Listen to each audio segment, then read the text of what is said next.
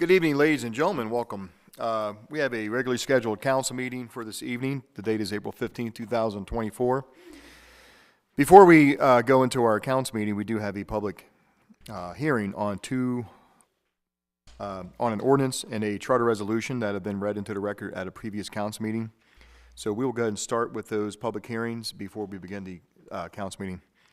So the first one is going to be a public hearing on Charter Resolution 301 concerning amending Section 47, eliminating the requirement that the Director of Administration execute a corporate bond before discharging duties. This is a resolution by the Mayor and City Council of Havre de Grace, pursuant to the local government article of the Annotated Code of Maryland and Sections 33 and 34 of the Charter, to amend Section 47, eliminating the requirements that the Director of Administration execute a corporate bond before discharging duties. So, 1 second. So at this time, I will open up the floor. Is anybody here this evening to speak on Charter Resolution 301? Yes, sir.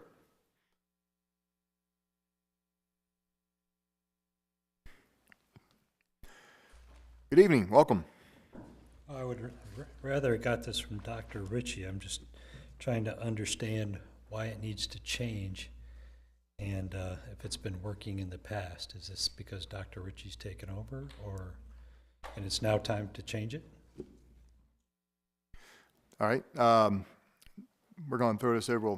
The City Attorney and the Director of Administration is out, but we're going to let Adam Rosinski answer that for you.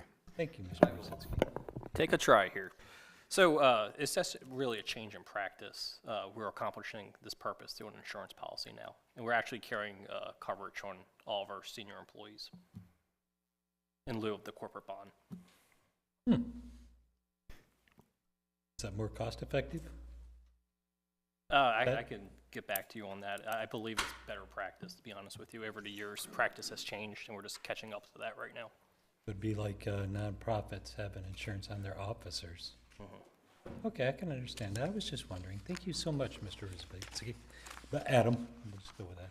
Thank you, Mayor. Sure. Thank you, Mr. Smith. Anyone else here to speak on Charter Resolution 301? Any comments from the council? Okay. Without any further public comment, I now close public hearing on Charter Resolution 301. The time is 7:04.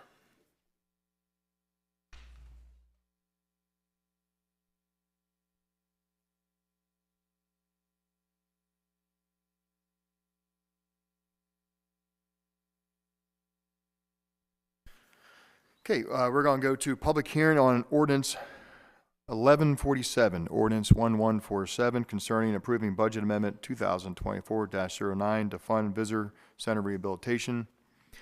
This is an ordinance by the Mayor and City Council of Havre de Grace by the authority of Article 11E of the Maryland Constitution, the local government article of the Annotated Code of Maryland, and Section 37 of the Havre de Grace City Charter, for the purpose of amending the city budget for fiscal year 2024. To address additional allocation of funds for the City of Havre de Grace for fiscal year 2024.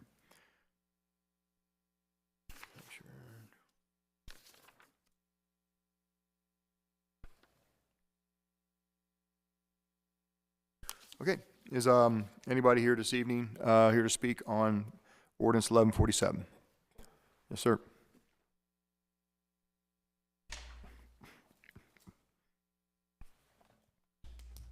Clerk Smith, 840 Otsego, Havre de Grace, Maryland, 21078. This is a great idea. I like the fact that you're incorporating the grant money. I like the fact that we keep going after grants.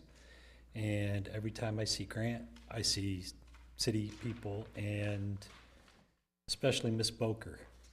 This one smells like Miss Boker has it written all over it. So congratulations, city, and keep looking out for us, because updates like this are the first, well, the bridge is kind of the first thing that they see, and we're going to get a nice bridge eventually. So, but this is the first place people stop, and every time when I came into town, it was the first place I stopped. So, thank you. Good job. Bravo, Zulu. Thank you, sir. Anyone else here this evening to speak on Ordinance 1147? Any comments from the council? Okay, without any more further public comment, I now close public hearing on ordinance 1147. Time is 7:06.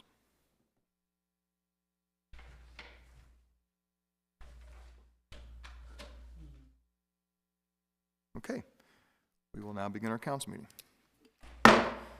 Good evening, ladies and gentlemen. The time is now 7:06 p.m. We now begin our regularly scheduled council meeting. The date is April 15th, 2024. I will call the roll of the council. Council President Ringsager. Here. Councilmember Robertson. Here. Councilmember Jones. Here. Councilmember Boyer. Here. Councilmember Shenegas. Here. Councilmember Booger. Here. All council members are currently present and accounted for, so please join me for the Pledge of Allegiance and the opening prayer. I pledge allegiance to the flag of the United States of America, and to the republic for which it stands, one nation, under God, indivisible, with liberty and justice for all. I kindly ask everybody to remain standing, as it's always a pleasure to call forward Reverend Gene Proud of the Proud and Evangelistic Association. Welcome, sir. Thanks for being here. Thank you for having me. Let's pray. Father, this city is beautiful today, and your weather has been very nice. Continue to bless us with wisdom and knowledge for the counsel that you've placed over us to guide and direct what's going on so that our lives can be safe and prosperous and healthy. Give them everything that they need as far as wisdom and knowledge is concerned, and the patience to deal with all the questions that they have to. In the name of your Son, Jesus, amen. Amen. Reverend Proud, thank you, sir.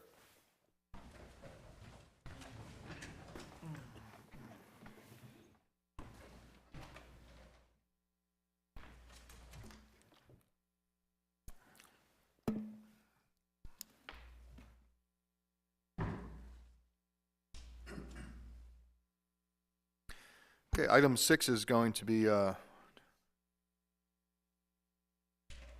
approval of the minutes. We had the city council meeting minutes of April 1st, 2024. Do I have a motion to approve? Second. I have a motion by Councilmember Jones and seconded by Councilmember Shenegas. Questions or comments? All those in favor say aye. Aye. All opposed say nay. City council meeting minutes of April 1st, 2024 are approved, 6-0 in the affirmative. City council public works session minutes for the fiscal 2025 preliminary budget that was held on April 2nd, 2024 here at City Hall. Motion to approve those minutes? So moved. Second. A motion by the council president, seconded by Councilmember Boyer. Questions or comments on those? All those in favor say aye. Aye. All opposed say nay. City Council Public Works Session minutes of the 2025 preliminary budget carries 6-0 in the affirmative. Okay, we'll go to item number 7, comments from citizens. This is the part of the council meeting that if you have a comment on any agenda item, now's the time to be recognized. Or if you have any comment that deals with other matters of city business, now's the time to do so. Normally what I do is if anybody filled out a form ahead of time, I will call on those citizens first. And then once I go through my forms, I will call on the audience at large that can speak. And so first speaker tonight, I'd like to call forward Christina O'Mara? O'Mara, okay, thank you. Welcome, Christina, to the council meeting. Maybe please have your name and address for the record. Sure. Good evening. My name is Christina O'Mara. I'm at 125 St. Andrew Court in Aberdeen. And Welcome. Thank you. On the agenda today, you have one of our events. I'm the founder of the Sea of Hope Foundation. We're a nonprofit charity organization that helps local Maryland families who've suffered from infancy and pregnancy loss. Part of our part of our community, we have this event or this national event called the Wave of Light. It's where families can come out, gather together, and honor their children. And part of that is where we light a candle at 7 p.m. and we let that candle burn until 8. And then the next time zone picks it up and burns again. So that's why the reference of Wave of Light. We'd like to have a Wave of Light memorial ceremony at Concord Point Park, and just bring out the community to know that the families aren't alone and that there are others there for them to help them. And we usually do luminaries where they can come and write their baby's name on it. And because we're the Sea of Hope Foundation, we felt that it was appropriate to be by the water. And Havre Grace being such a quaint, unique town, I said there was no other place, especially for locals. So we are also associated with the Mermaid Run and the Under the Sea Bash. And I've spoke to Councilmember Jones at one of the events, and we've helped in the prior years. This is our 5-year anniversary, and we helped in the prior years to a similar nonprofit that actually dissolved in the state of Maryland and donated over $20,000 to help other families. Our organization helps families with funeral costs, grief gatherings, emotional support. We help with donations. We're making our first donation to the local hospital in Elkton with bereavement boxes, over 30 boxes for families to have something to bring home. We're hosting a luncheon for the labor and delivery nurses there, and then next month we'll be doing the same thing at Upper Chesapeake and Bel Air. Part of our initiative is also to help the bereaved siblings. As we have other children of our own, we felt like there was need to recognize the other siblings, so we created a scholarship program for them called the Wave of Promise. But I'm just here today if you have any questions about the Wave of Light event that we've submitted for. Sure. Does any council members happen to have any questions about the event? Okay. Well, I'm sorry. Yes. Councilmember Tammy. Hi, thank you.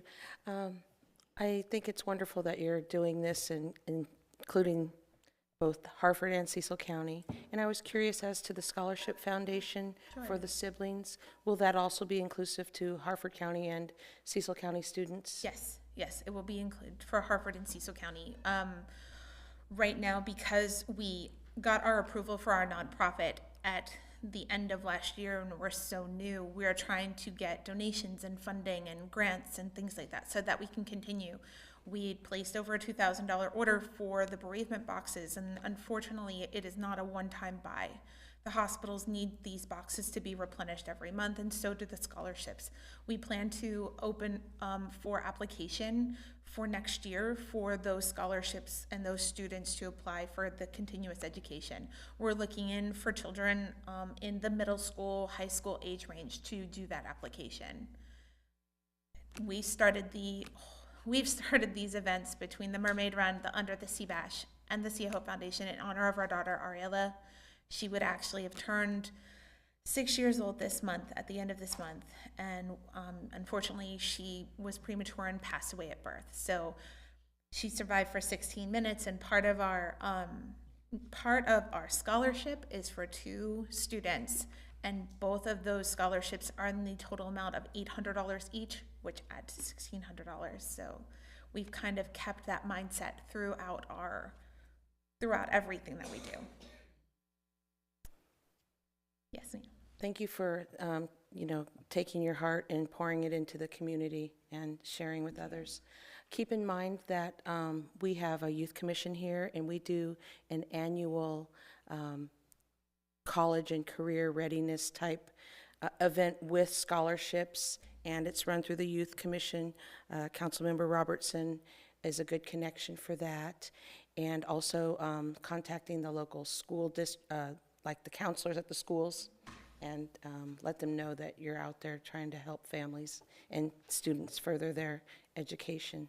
Thank you. Thank you. I have some material, if you'd like, I can pass it on and for you to have if you have any questions or concerns. But other than that, I'm just here as kind of like a representative to see if you had any questions about the Wave of Light.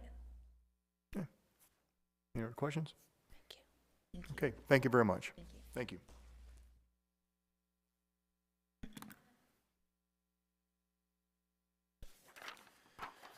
I'd like to call forward Miss Carolyn Zinner.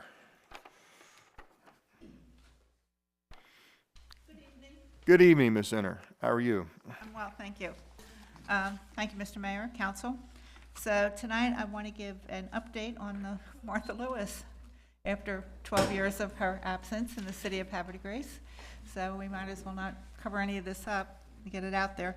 So the first thing I want to talk about is the Chesapeake Heritage Conservancy and some of the work they did in the past. And the idea is that she will continue to do this work as she gets more and more, I guess I would say, gets more money and things like that to become operational. She's she got up here on April 1 and about 5 minutes before midnight, so they made it in one day. She is now in Chestertown, near the Wellwood. The Conservancy is a nonprofit corporation that was established in '94 to develop and supervise programs that focus on regional history, environmental responsibility, research, and socioeconomic nature of the Chesapeake Bay. Custodian of the Skipjack, Martha Lewis, a working oyster dredger that is an alluring and practical classroom for our educational programs. She was U.S. Certified, Coast Guard certified, however, we have to go through that process again. But she is one of the last working skipjacks on the Chesapeake Bay, or will be, and she's returned to service. The Discovery Cruises offer something for everyone, and again, this is past programs that we plan to offer in the future. Education cruises for private and public schools, scouts, church and civic groups. Discovery cruises on Saturdays and Sundays, open to the general public. Private cruises for business and social groups. Discover a day in the life of a waterman, go oyster dredging under sail, experience a vanishing way of life. And the Chesapeake Heritage Discovery Week, a 5-day, 4-night cruise to various parts of the bay to examine the environmental and economic health of the bay, open to adults and teen ages 15 and up. So that's some of the past work. Right now she's getting buffed and puffed at the pier near the Wellwood. The other thing is I have an ask, and as our friends in the Habitat for Humanity like to say, we're not looking for a handout, we're looking for a hand up. In this case, it's probably your wrist, your hand, your elbow, your whole arm. But there's lots of needs that we have. We had gotten grants in the past, and they were for restoration, but nothing for operational work. So we're looking for more experience on the board of directors. We're probably down to about 6 people, and those individuals work and try to be the board as well. So we're looking for experience in any combination of the following. So if you're out there listening to this conversation, what I would like to point out, there's a lot of new residents in Havre de Grace who don't know anything about the Martha Lewis, and if anything here sounds interesting, I'll give you the website and the Facebook page and a contact when I'm finished calling out the different individuals that we're looking for. So the board of directors, we're looking for experience in any combination of the following: nonprofit, grant writing, treasurer, finance, business organizational development, scheduling, marketing, communication, sailing, and wooden boat knowledge, and website development. Licensed captains, your paperwork needs to be up to date. You'll be drug tested. There will be a plan for future payment, but not until we're operational. So right now, these things that we're talking about, it's for volunteers. The entire board is non-paid volunteers as well. Crew and helpers, sanding, painting, cleaning, organizing, getting Martha ready for passengers, and that's what's going on right now in Chestertown. Educators and docents, knowledge about the Martha Lewis and the waterman's way of life, teach on board, teach in classrooms, participate in education committee to develop curriculum, and event volunteers, First Fridays and other celebratory events to spread the word about the Martha Lewis. You can donate on the Martha Lewis website. It's email skipjackmartha@gmail.com. You can contact Carl Fockler, and let me see, I wrote down Carl's email address. K.H. Fockler, Fockler, @gmail.com, and shipjackmartha@gmail.org. There's a donation button there and also a volunteer button. So also we were thinking that a good source of volunteers would be if there are any individuals that you know that are want to be Eagle Scouts. Maybe we could formulate a Eagle Scout program that would coincide with something that would be approved by the organization and allow them to get some practice either on an ecological topic or something similar, a sailing topic or a historical topic as far as the skipjack is concerned. So I want to thank you for your time. And she should be here in time for First Friday. And they are planning 2 small fundraising events, one in Chestertown, and then she'll leave there and she'll come here. And raising the sail event, they're calling it. So finally, after all these years, we can finally say she's in the north, finally in the north and away from Cambridge. So thanks again. Appreciate your time. Thank you, Ms. Sanders. Good to see you. Thank you. I'd like to call forward Ms. Carrie Parsons.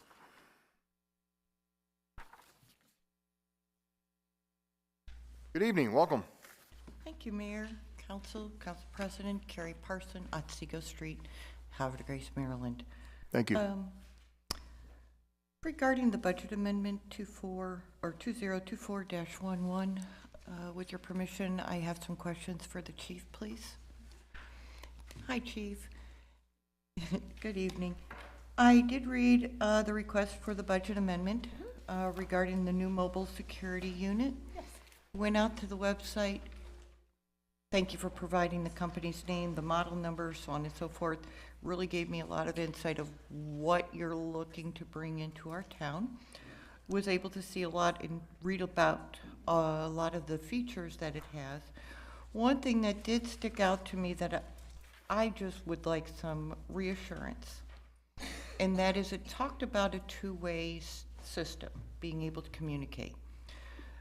Are we going to be able to communicate with our own Havre Grace dispatchers and law enforcement, or is it going to be somewhere out and gosh knows where?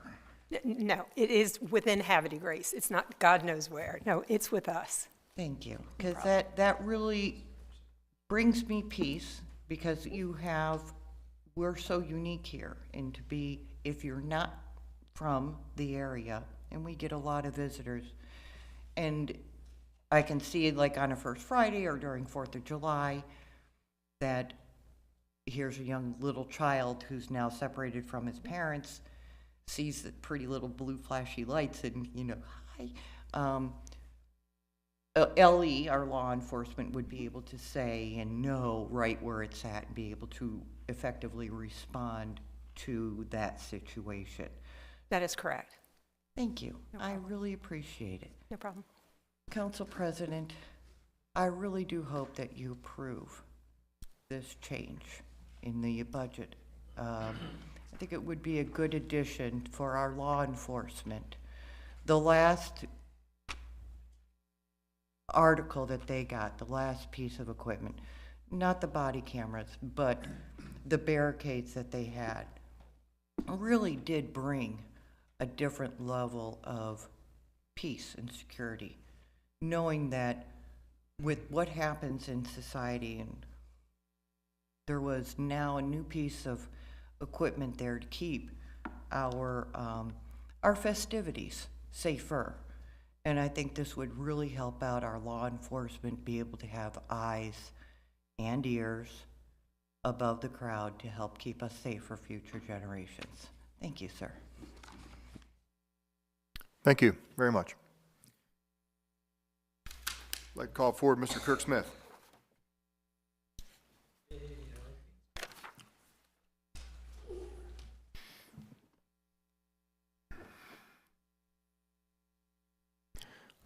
Welcome back, Mr. Smith. Welcome back. Yes, indeed. Thank you, sir.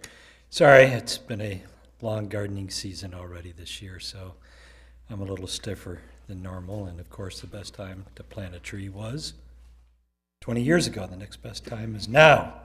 So The golden delicious apple tree went in the ground the other day, and my hips are still paying for it. Anyways, I too would like to speak on ordinances 12C, the acquirement of a new mobile security unit. One of my first gigs up here after BRAC, well, actually, it was my first gig and why I stayed, was the Identity Resolution Exploitation Management System, which is a mobile trailer that was used for catching bad people overseas. And the communications platform that accompanied it frequently was called the Trojan program, which is a satellite system, just to keep it short and brief. I have a bunch of technical questions for the trailer, but I'm going to leave those, and because I've already talked to the chief briefly and have permission to send her an email. And as the city attorney isn't here, it's so long as I think it's a good idea. I firmly believe that this country, this county, and to a lesser extent this city, is having a social cohesion meltdown, and civility is going away fast. That's why for a long time I was not giving my address here. But some of the threats seem to have went down quite a bit, and I don't know if that's because people are going underground or just because they realize that maybe Havre de Grace isn't going to roll over for them or its citizens. But I think this is a good buy, and you know, it's not a tree, but yeah, I can see where this is going to come in handy real soon. So thank you, and I would encourage all 6 of you to vote yes for this. And if it works as well as I think it will, based on what I could read over the last couple of days, then I think we'll probably be interested in, hopefully we'll be interested in entertaining a second one for other events at other places or when there's dual events. I am concerned that its only mode of communications, though, is cellular. There is just like power stations being targets, so are cellular towers nowadays, and there's lots of reports out there that I read every day, and it's why the people I work with now are coming up with alternate communications protocols. So I'll be addressing that too and sending some thoughts. Anyways, I like it. I think you guys are going to enjoy it and the peace of mind it'll bring. And just like Ms. Parsons said, when I first saw the cost of the barriers, I kind of balked because I thought it was just the water barriers. And then when I got to actually see them, and Captain Alton was standing right there, I was like, oh, these ones. Okay, now I get it. So yeah, in this case, so I am probably a recognized expert on this coast, and this is a good deal. I have, like I said, it's a good deal. Anyways, thank you so much. I don't really have any questions for y'all. I'm just offering encouragement. And yeah, good idea. Thank you. Thank you very much. Okay, that is all the fill out forms I have, so I now will open the floor up to the public. Just please raise your hand and be recognized. Yes, sir.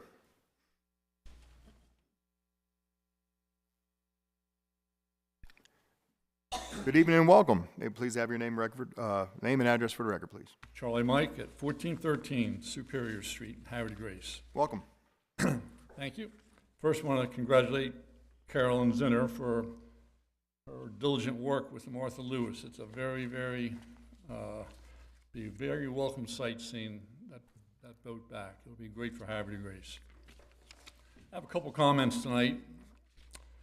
My first one has to do with your last meeting, the idea of Councilman Ringsacker proposing about not holding elections for lack of candidates. That's completely wrong, un-American, whatever you want to say, you just can't do that. Worse yet, you even suggested that, well, we're going to save $15,000 if we don't do this. Your budget you just put in there, you've got all kinds of loaded stuff in that budget. You've got over $250,000 in the last 4 years in new administrative aids. What has that gotten us? All right? We got a lost hospital. We got this terrible problem with the Harford County and Aberdeen water deal going on. I mean, it's, you know, it's just unbelievable. And we're spending all this money on these aides we've never had before. 4 years ago, when you first hired an assistant, you made Mr. Gamator your executive assistant. You sat up here and said out, you know, you were mad because people were giving you grief about it. He said, we got a lot of important things going on in the city. He's going to help us negotiate with the hospital. He's going to help us negotiate with this Harford County water problem. How did that all turn out? Not real good, did it? And you just can't keep spending this money, our money on that. And for you to say that, well, we're going to say 15,000 when not holding an election, well, people need to vote. This election coming up, yes, no one else filed to run. But people can write in stuff. I plan on writing in a couple councilman people and the mayor. All right, everyone has to have a right to do that. Maybe some people didn't want to run, but you still give them the choice of voting. You cannot take that vote away. Number two, at the March 18th meeting, I was here and I made what I thought was a pretty compelling argument against wasting any more money, federal money, on this downtown renovation. I used your budgets and your reports on Fund 9 status and back up my arguments, showing what using some of that money could do to that Fund 9, keeping it sustainable and in the black. I sent a follow-up email to 6 council members after that. Not surprising, only 2 of them had the common courtesy to answer me back. Didn't even get it from the others, didn't even get an email saying, all right, I got you, Charlie, we'll look into it. I lifted up a couple, what I thought were pretty important questions that night. I asked how much of the $15 million bond that we had was actually used downtown. I would hope that people would look into that, tell me how much of that was really used on downtown, not on the Aberdeen water line, not on the Bully Rock water tower, but the downtown infrastructure which we were supposed to fix. How many dollars are we currently literally flushing down the tube on this Aberdeen water line? I know it's a problem. It's not Havre Grace's fault. It's part Harford County, part Aberdeen. But as I said at the time, that was a bad business deal. We should not have done it. Selling water to Aberdeen is great, but not paying for that water line. They wanted our water, and they should have worked out something with Harford County, along with us, and gotten it done. And what percent of the CIP, capital improvement plan, that was made 4 years ago? Mr. Woody, I think, put all that together. What percent of that was completed in the past 4 or 5 years? How much more do we got to go? And finally, I mean, I'd like you to address, Mr. Mayor, the citizens of Havre Grace, to tell them what's going on with this Aberdeen water line. As I stated at the last meeting, we've already lost $3.5, $4 million in the past 4 or 5 years with not having the revenue from selling to Harford County. Now, I noticed in the budget, your new budget, you've got, in water sales revenue, you've got a pretty big kick up. Now, is that including anticipated sales to Aberdeen or Harford County? And if so, shouldn't that be a separate line item? I mean, we always used to be able to follow what the line items were in the sales, whether it be truckload sales, sales to Harford County, sales to Aberdeen. If you're going to follow the budget closely on this enterprise fund, you need to do that.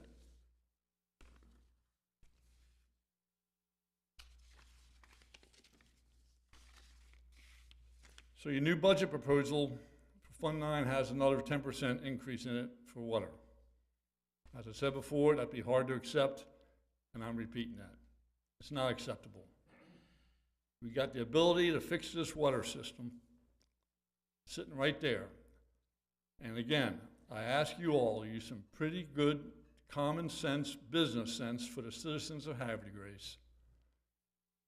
You know, this downtown renovation is beautiful looking on paper. It's not fiscally feasible. It's going to be another financial disaster, just like the hospital and just like the Aberdeen water line. And this time, it's not going to be just for the city and the citizens, but for the business people downtown. So, I don't know who wants to, anybody will address that, but you just can't do that.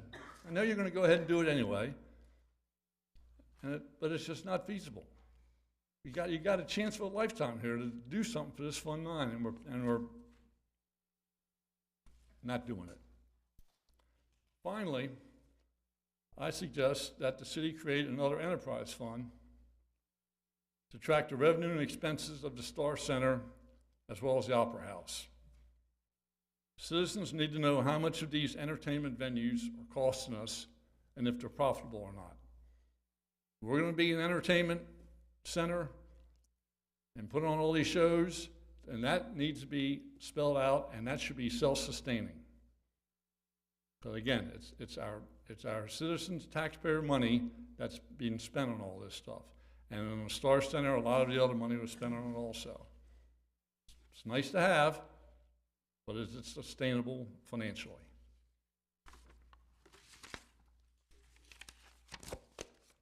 That's all I have. Do you have any comments?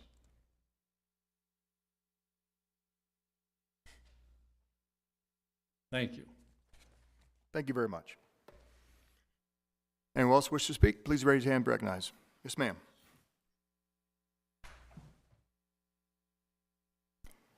Good evening. Welcome to the council meeting. May you please have your name and address for the record. Yes, my name is Annie McElhenney Cochran, and I reside at 450 Green Street in Havre de Grace. Welcome. Thank you. Where my family has lived for over 150 years. I don't like coming to these meetings. Stopped watching them a while ago because I just hear everybody complain and nothing gets done about the complaints. But we received a letter last week that really shook me, because not only did it inform me that our quiet little Green Street was now going to be part of First Variety's hustle and bustle, but that it was going to be that because you were starting the work on downtown. So I'd saw some of the preliminary plans. I don't know, that was quite a while ago, and you were all working on them. And I wondered, well, what's going to happen? I hear the end of Green Street on the 400 block is going to be blocked off, and people will no longer be driving through. Is that still correct? And the reason I'm asking you that is I have spent hours on the city website looking for that information. So then I called. They put me through to the Public Works Department. Oh, we don't know who it is. Sent me through to the Planning Department. Oh, we don't have it. Call Economic Development. Oh, we don't have it. Oh, but they're working on it. It should be downloaded sometime this week. Sometime this week? We live there. We're the residents. Don't you think we need and require and would like a little forward notice? There's no parking at all. You can drive around that block for hours. People cannot park that live there. Are you doing anything for the residents? We don't even know. We don't know what you're doing. I hear you gave the plans to the merchants last week, but that's the merchants. Where do we get that information? What I don't like about this forum is no feedback. So I have a problem with that. And then that parking lot behind our house. It has ripped off 2 of my fenders. And I know I told Carolyn about it, and I know I called somebody at City Hall and told them about it. A truck pulls in, they pull it out every once in a while, the thing's broken in half, it sticks up on the end, you pull in at night, you don't see it, and it rips off your bumper. Can you please send someone over to fix those? Can you? Can you please send someone over? Okay, now, I'm not happy. You lost our hospital, you lost our clinic, you chased the people out of town that built the Four Seasons. So we're not very tourist friendly to the big guys. And we seriously need a hotel here. And somebody said they were going to get one, but they haven't gotten one. You don't have the talent here, obviously. to get a hotel. And that's pretty sad. That's pretty sad. I helped bring Legoland. I've worked with lots of hotels. I'm watching what's going on here, and I'm just disappointed. Disappointed.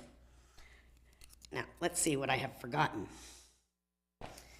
What about the lighting downtown that we spent all that money on? I'm kind of concerned. Is that getting ripped up?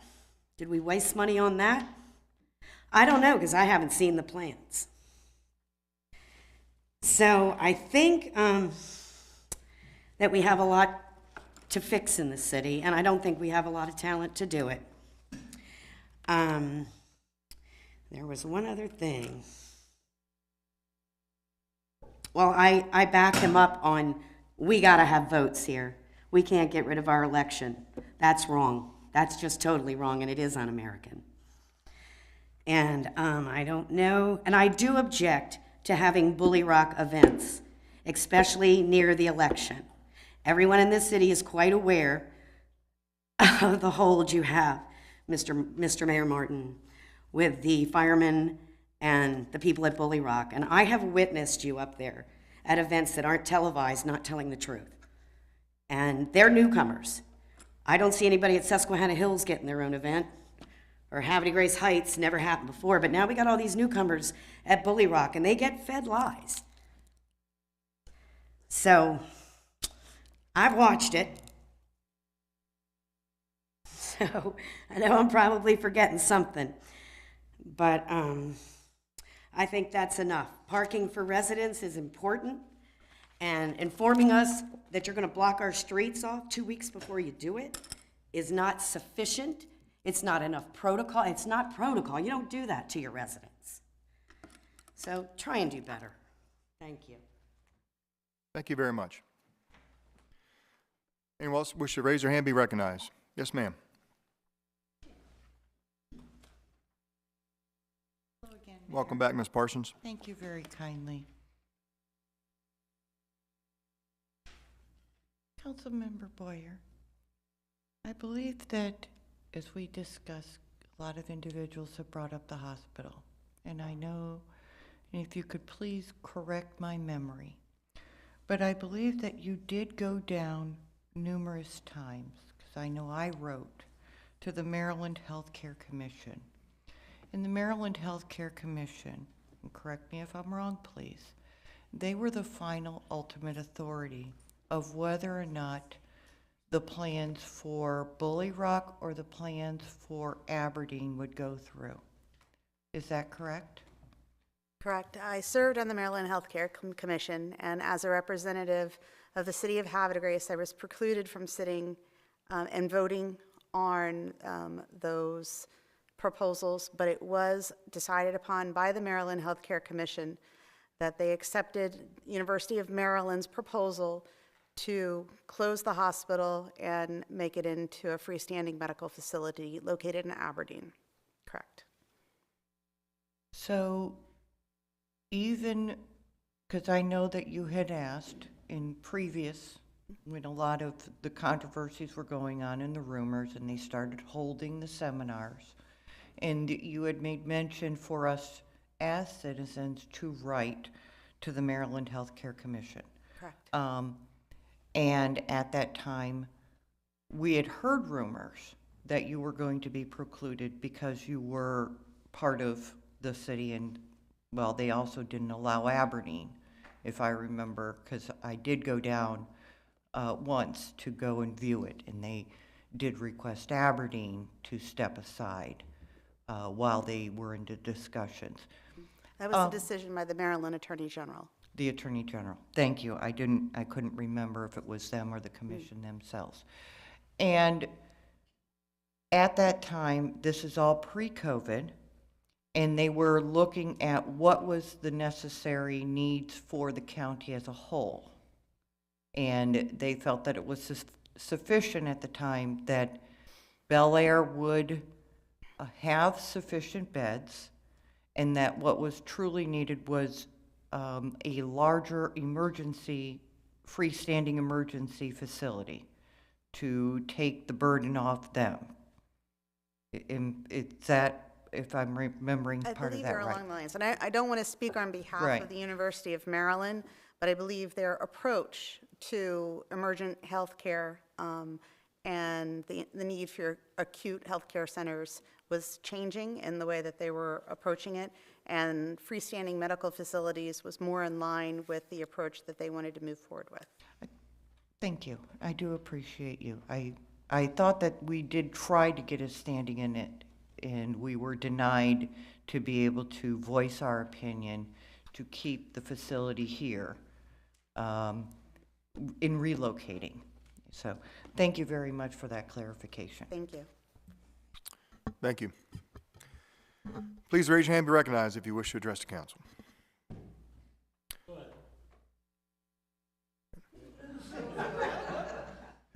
Okay. Good evening, welcome, sir. That's good to see you. Good evening, Mayor. I'm Chip Place, 301 Cigar Loop. Council members, senior staff. I just want to speak in favor of your support for the Susquehanna River Bicycle and Pedestrian Facility and Planning Study, and for all the good efforts that are going on in the city to support safe pedestrian and bicycle connectivity both in the city and the surrounding area. And thank you all for coming up to Bully Rock last time, too. Thank you very much. Thank you. And anybody else? Okay. Anybody else wish to address council? Only every 2 weeks in springtime, so there's a lot to talk about. Okay. It's mushroom season. Okay. Welcome back, Mr. Smith. And you are right, Councilmember Boyer. It is around mushroom season, and I will be taking my sabbatical this weekend, hopefully off-grid as long as possible until BevCom calls and says their stuff's broke. Anyways, onwards. Signs are up for the council members that are in this year's election cycle. Phil and Candy's are up still, even though the windstorm came through. We fixed ours. Well, you're all signs that are in our front yard too.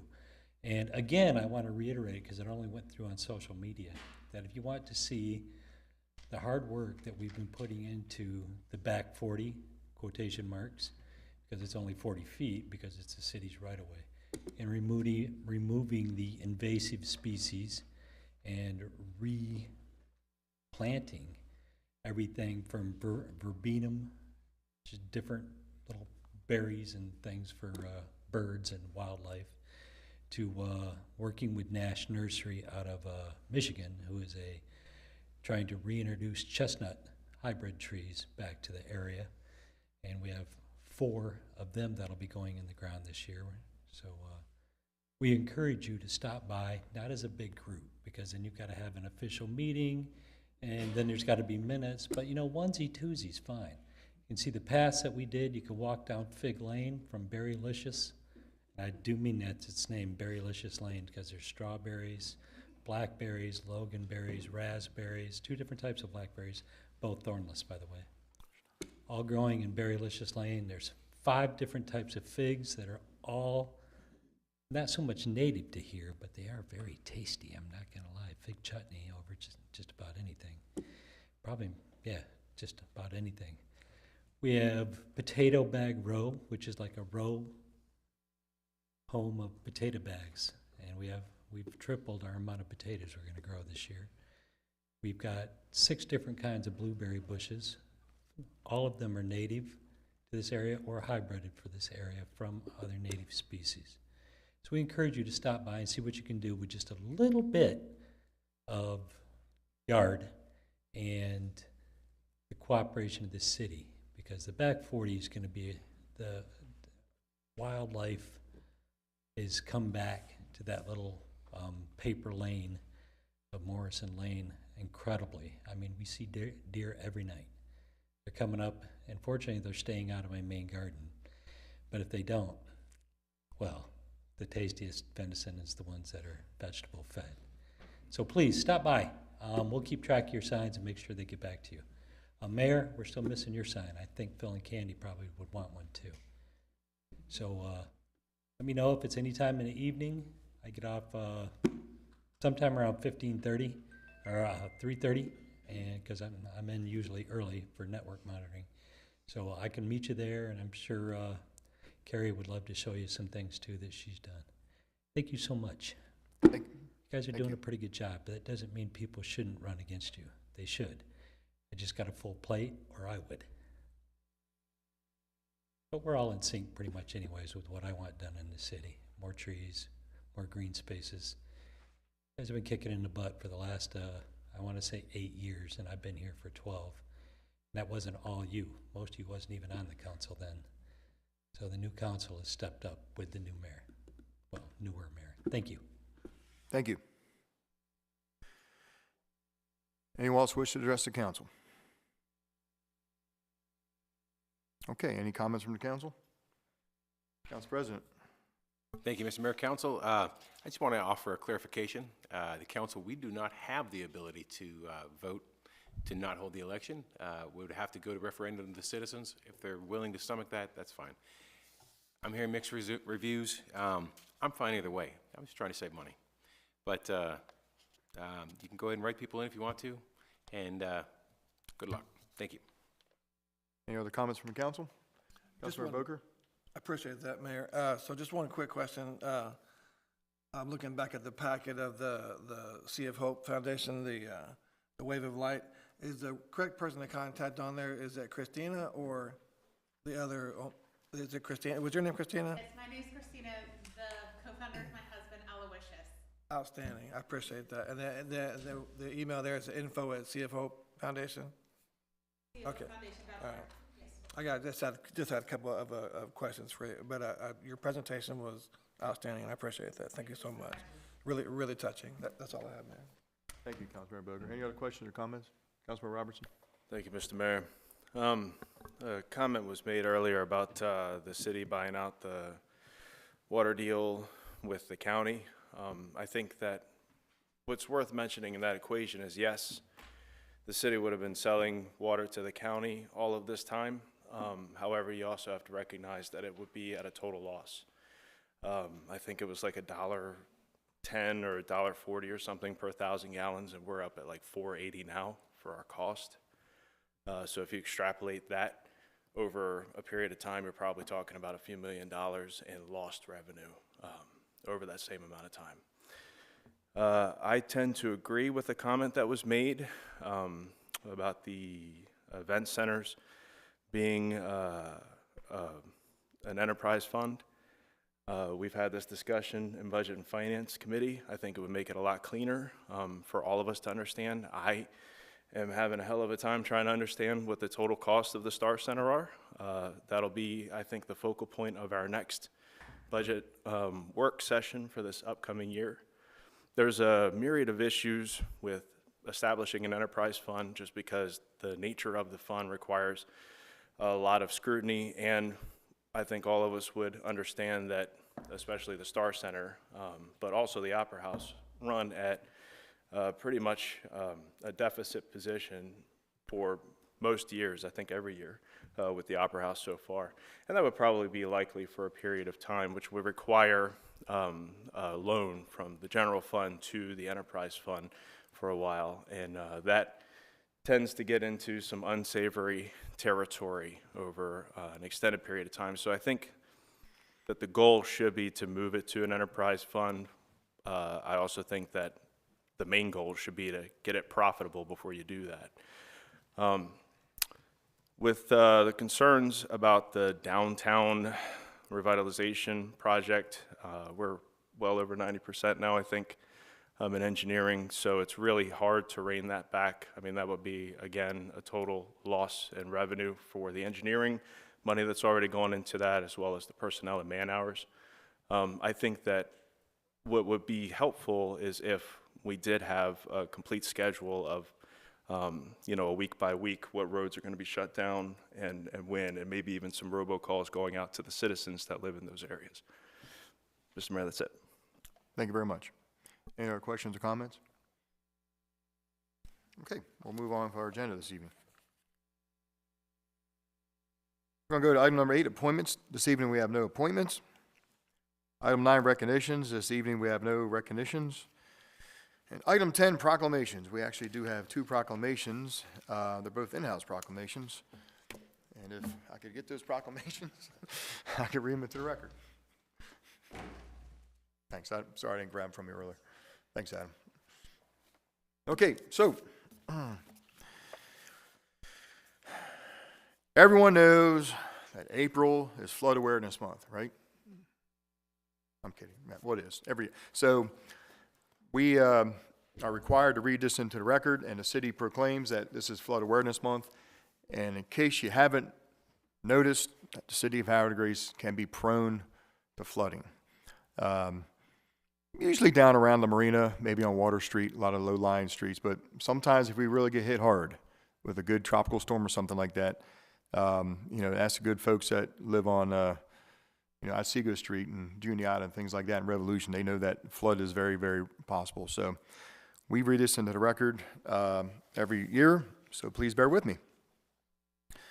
City of Havre de Grace Proclamation, Flood Awareness Month.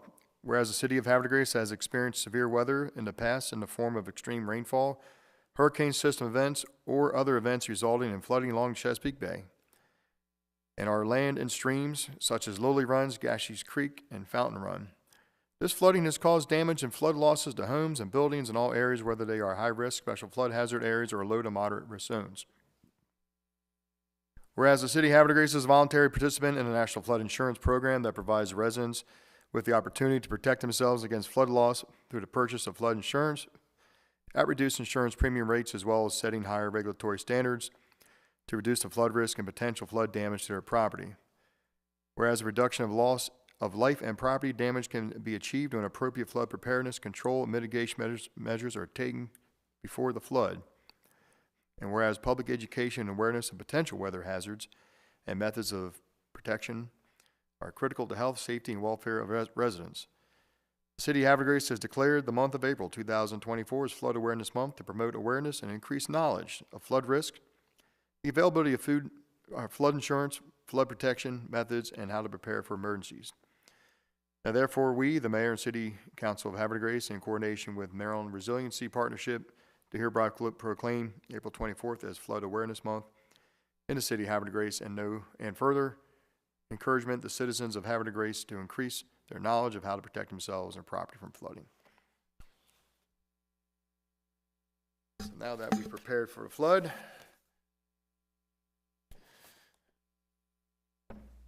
now it's time to recognize Arbor Day. Did you know that we're a tree city, USA? Yeah, absolutely. We have one of the most trees per capita than any. What's that? We have an arboretum. We're a nationally recognized arboretum. That's right. We are. That's right. True. We have a lot of trees in this town. One of the most of any municipality in Maryland per capita. So, a proclamation for Arbor Day. Whereas in 1872, J. Sterling Morton proposed to the Nebraska Board of Agriculture that a special day be set aside for the planting of trees. And whereas the holiday called Arbor Day was first observed with the planting of more than 1 million trees in Nebraska. And whereas Arbor Day is now observed throughout the nation and world, whereas trees can reduce the erosion of our precious topsoil by wind and water, lower our heating and cooling costs, moderate the temperature, clean the air, produce oxygen, and provide habitat for wildlife. And whereas trees in our city increase property values, enhance the economic vitality of business areas, beautify our community, and whereas trees, wherever they are planted, are a source of source of joy and spiritual renewal. I know, Kurt, some trees are food trees. I know, I'm sorry. I was getting ahead of myself here. Now, through I, William T. Martin, Mayor of the City of Havre de Grace, along with the members of the City Council, do hereby proclaim Friday, April 26, 2024, as Arbor Day in the City of Havre de Grace, and I urge all citizens to celebrate Arbor Day and to support efforts to protect our trees and woodlands. Yep. So we do take trees very serious in Havre de Grace, and we have a tree commission, and our DPW is very in tune with the mappings of our trees and the species. A couple times during the year, you'll see a lot of tree companies. There's always a confusion with citizens because they think we're anti-tree because you see so many trees come down around the city. I promise you, every tree we cut down, we replant the trees. But some trees, from whatever problem, a lot of them were ash trees, right, Councilmember Boyer?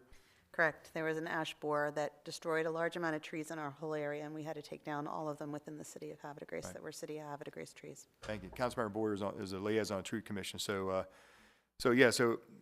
we always get calls at City Hall, oh my God, they're cutting a tree down, well, we only cut a tree down if it absolutely has to come down, because it's, they call those widow makers, big branches will fall off and hit people and stuff like that, but we're very, we're very serious about replanting trees. So anyway, we take Arbor Day seriously, we take our trees seriously in the city of Havre de Grace, and we take a lot of care and thought to it. So Flood Awareness Month, Arbor Day, officially read on the record.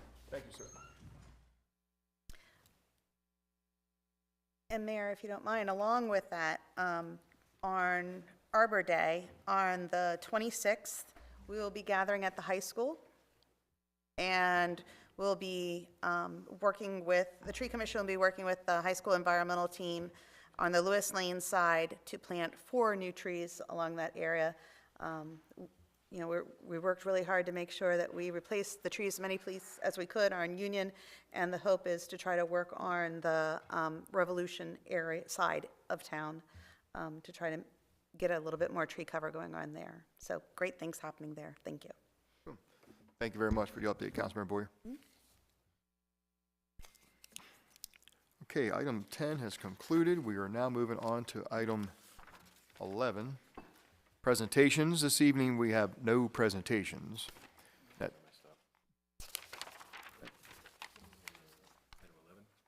item 11. Uh-oh.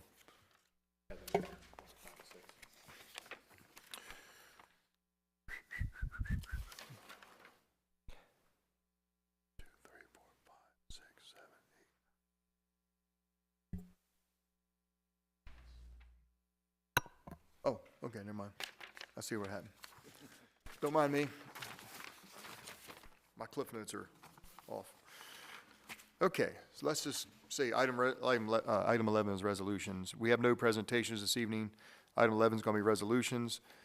We have 2 resolutions, both calendar resolutions. Okay, item A, Council President Ringsacker. Mr. Mayor, Council, citizens, I move to introduce calendar resolution concerning approving an MOU with the Arts Collective. Second. Council, I have a motion by the Council President, seconded by Councilmember Boyer. This is a motion to introduce a calendar resolution. Any questions or comments on the introduction of the resolution? All those in favor say aye. Aye. Aye. All opposed say nay.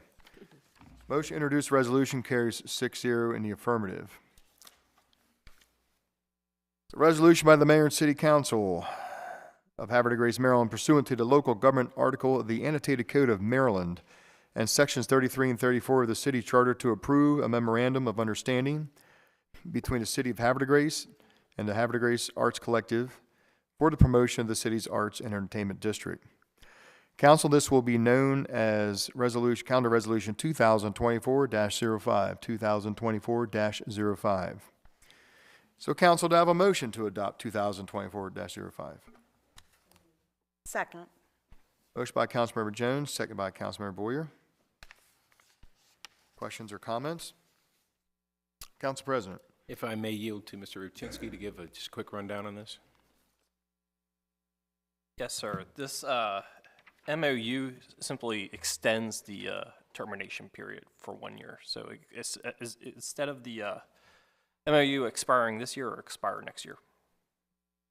Thank you. Thank you, Council President. Thank you, Adam. Any other questions or comments?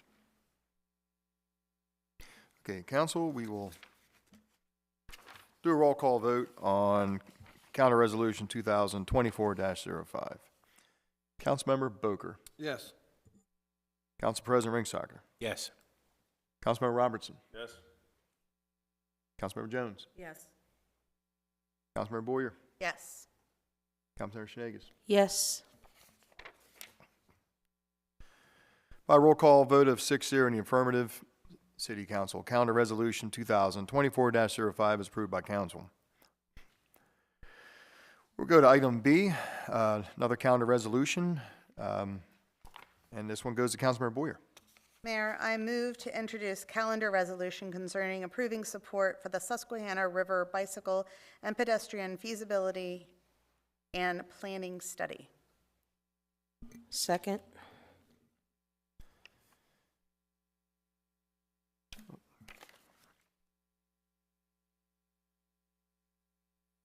Council, I have a motion by Councilmember Boyer, seconded by Councilmember Shenagis. There's a motion to introduce a calendar resolution. Any questions or comments on the calendar resolution introduction? All those in favor say aye.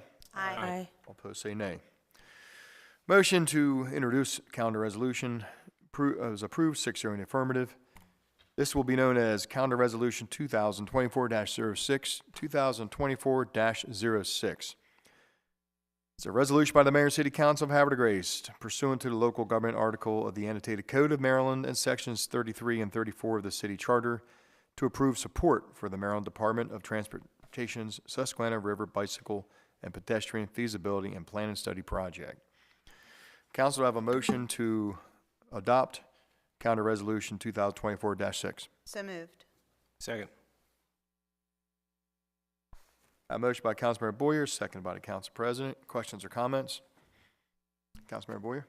So just to give some background on this, our two senators, and with the support of the governor's office, is going after a congressionally directed spending request to look into the potential of how to create a crossing over the Susquehanna for pedestrians and bicyclists. So it's, again, congressionally directed spending, and it would be to help identify a way to complete the trail going across the river. Thank you very much, Councilmember Boyer. Council President? If I may, Mr. Mayor, again, I'd like to defer to Mr. Rachinsky. The city attorney and the administration feels that there's additional language that's needed for our support from the city, and we have an amendment to add. Yeah, yes, sir, Council President. It's just a matter of housekeeping. And whereas Section 5, we would like to include the Lower Susquehanna Heritage Greenway and U.S. Bicycle Route 201 in the list of bikeways and trails. Additionally, after that section, we would like to change the language from 9/11 Memorial Trail to the September 11th National Memorial Trail. Thank you. And that, Mr. Mayor, is my motion. Okay, that's your motion. For amendment, yes. All right. We're amending. Council President, do I have a second for Council President's motion? Second. By Councilmember Shenagis. Questions or comments on that amendment? All those in favor say aye. Aye. All opposed say nay. Council President's amendment carries 6-0 in the affirmative. Okay. We're still under the question. Any further comments or questions on Resolution 2024-6? Council will do a roll call vote on this resolution. Councilmember Shenagis? Yes.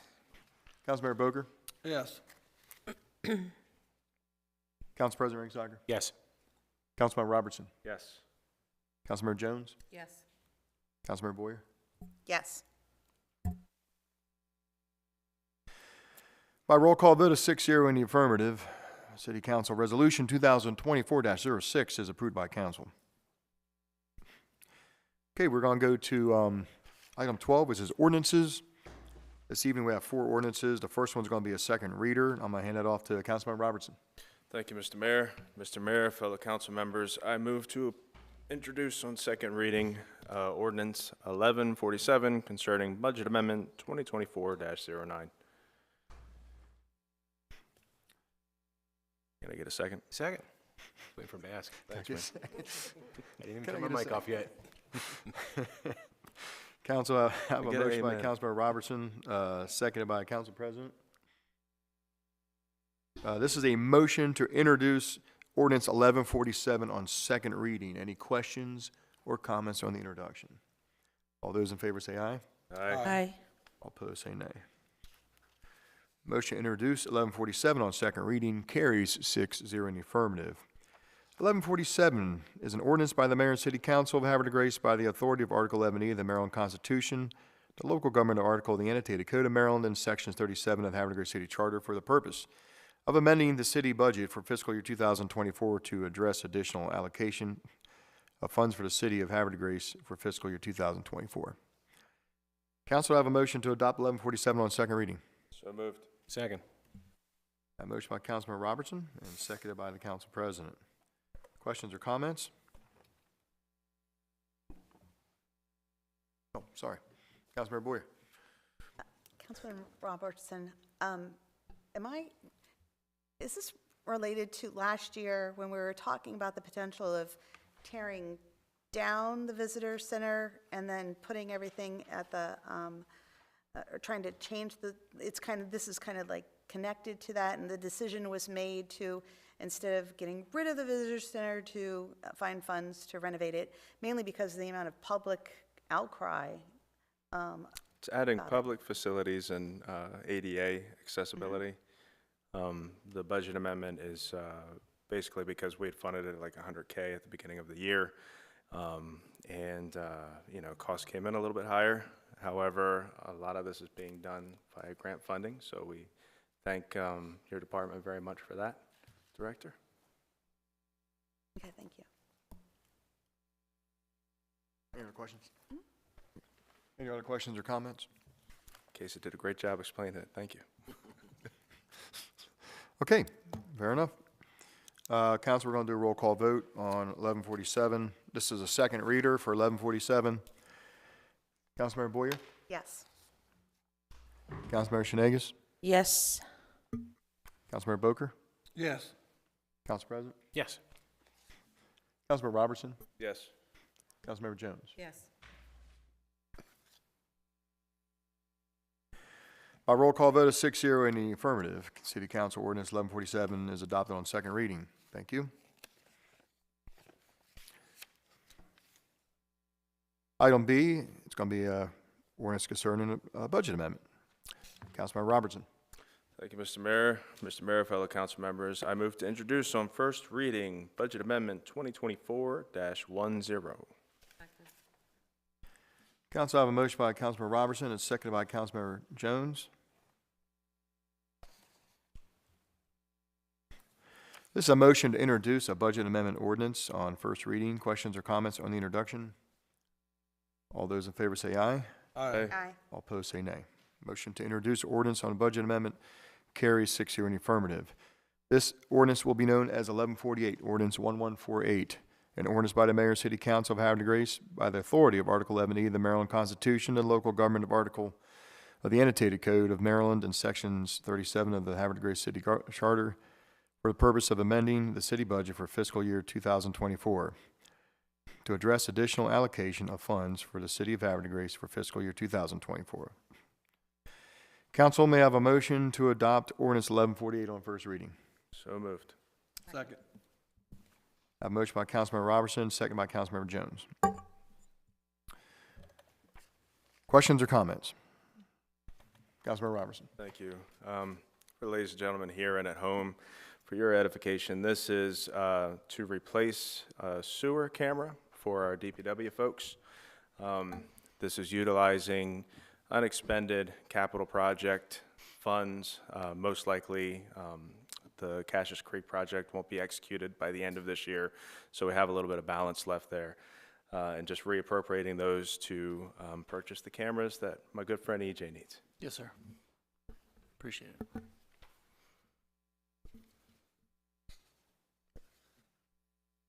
I'm sorry, did you want to say something? Oh, I just said thank you. I appreciate it. oh, okay. I thought you had It was to a say me and something. him thing, Mr. Mayor. You don't need Yeah, to give off. I didn't pick up on that first, but now I It's a see it moment. clearly. Thank you. Any other questions or comments? Just to, Councilmember Boyer? could you please, just real quick, explain to people how this machinery is used and the importance of it and how it actually saves the department money by having our own piece of equipment? Yes. So there's a lot of different problems going around with underground utilities, and this gives us the capability to just identify problems at the root of the cause. We get a lot of phone calls about complaints for sewer backups, for example, and the first recommendation we usually give is, did you call a plumber? You know, did the plumber respond? And usually the answer is yes. And then, the plumber will either tell us, the problems at the main, so on and so forth. So this just helps us with the capability to identify where the problem is. We can't see underground. We don't have x-ray vision, unfortunately. So this is a great asset to the city, and we'll be able to identify and fix problems without tearing up in the ground and causing more traffic problems. So I think it's a great asset to have. Thank you. And our pipe system is a pretty delicate system, so that if you actually do have to tear up the ground, it's like, again. Could collapse, correct. Yeah, they just collapse. Cause worse problems than. It causes more problems than. Yeah, actually, some of the old pipe, the dirt surrounding it will keep the pipe together, which is kind of interesting. But we try not to dig up the ground as much as possible, and this just helps identify, like I said, problems before they get worse. So it's a great asset to have. Okay, thank you. Thank you. Thank you. Any other questions or comments? Council, we're going to do a roll call vote on 1148.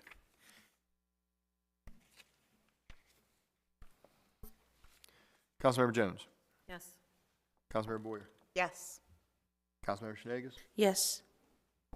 Councilmember Boker. Yes. Council President Ringzagger. Yes. Councilmember Robertson. Yes. By a roll call vote of 6-0 in the affirmative, City Council Budget Ordinance 2024-10 is approved on first reading by council. Council President, the May 6th council meeting for public hearing? Perfect. Okay, all right. We will have the public hearing on Ordinance 1148, which is Budget Amendment 2024-10, at 7 o'clock at the next public City Council meeting, which is May 6th.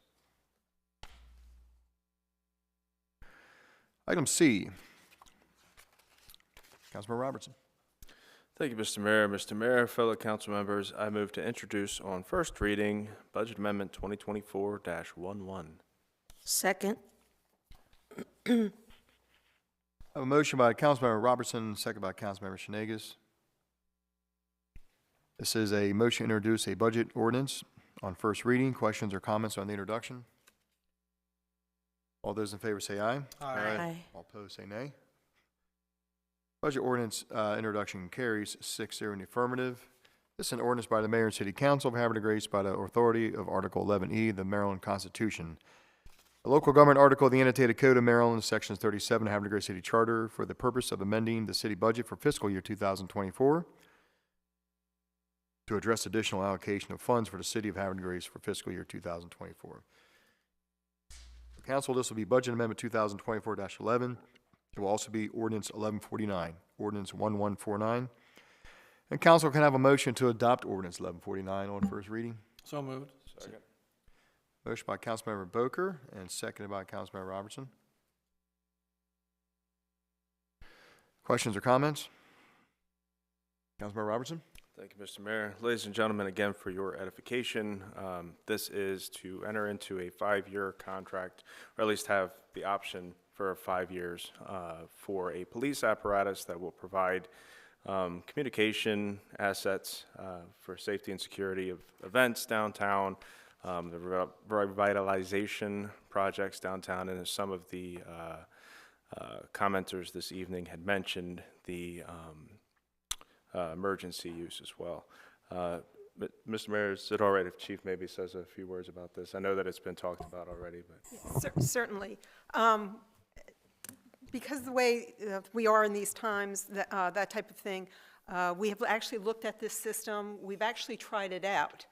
We tried it out the end of last year during one of our weather events, and it was very, very effective because we closed down Tidings Park. Going down to the yacht basin, had that barricade and stuff like that. So we had one of these there just to try it out, and it was great because in Havre de Grace, as we all know, when there's flooding, people like to see what's going on in the marina. So, and actually one of the captains was watching what was going on, that type of thing. He saw a man move several of the barricades. He was able to speak to him and say, put them back, you know, that type of thing. And that kind of solved that problem right there. So we thought with the downtown revitalization, you know, with all the construction going on, that this would be the perfect thing to help us with the security of that project, of the revitalization project too. So it's also a pretty good deterrent just by It its is. presence, right? Absolutely, absolutely. And we did also try the Water Street, the boat ramp on Water Street. We also put it up there also to see, and we did find that to be a deterrent there as well. Probably why we got some more boat launch fees. That could be. coming in. Yeah, that could be. So, and it is mobile. It's very easy. You don't have to tie it down to anything. So yeah, we looked at a lot of different units, and we thought that this one would be the best one for our city. So folks, thank you for that, Chief. No problem. This is being funded out of the police restricted funds, which are increased due to civil forfeiture. So this is not an excuse, Chief, to go out and start writing more tickets. No, we do not do that in order to get funds, not at all, no. Right. Thank you, Chief. No problem, sir. Thank you, Mr. Mayor. Thank you very much, Councilmember Robertson. Is there any other questions or comments on ordinance 1149? Councilmember Shenegis? Thank you, Mayor. Chief Walters, I am very excited about this opportunity for our city to have surveillance to protect the citizens and to help, show improvement areas where we can work and be stronger. I really appreciate that as we're going into the downtown restoration, that in areas where we will be vulnerable, we'll be protected to make sure that there's, if there's any vandalism or anything going on, that we have eyes to see and we know how to better protect our citizens, the merchants, etc. So thank you very much. Thank you for the comment. So my question is talk a little bit more about the forfeited funds. Those aren't fun. Nothing in that fund is related to any taxes or anything else. No, ma'am. Those are funds that the court has basically allotted to us as a result of criminal activity and prosecution of people during those criminal activities. So it's kind of poetic justice. Yes, it is. Poetic budgeting. Yes. Thank you. Any other questions or comments? Council roll call vote on ordinance 1149, which is budget amendment 2024-11.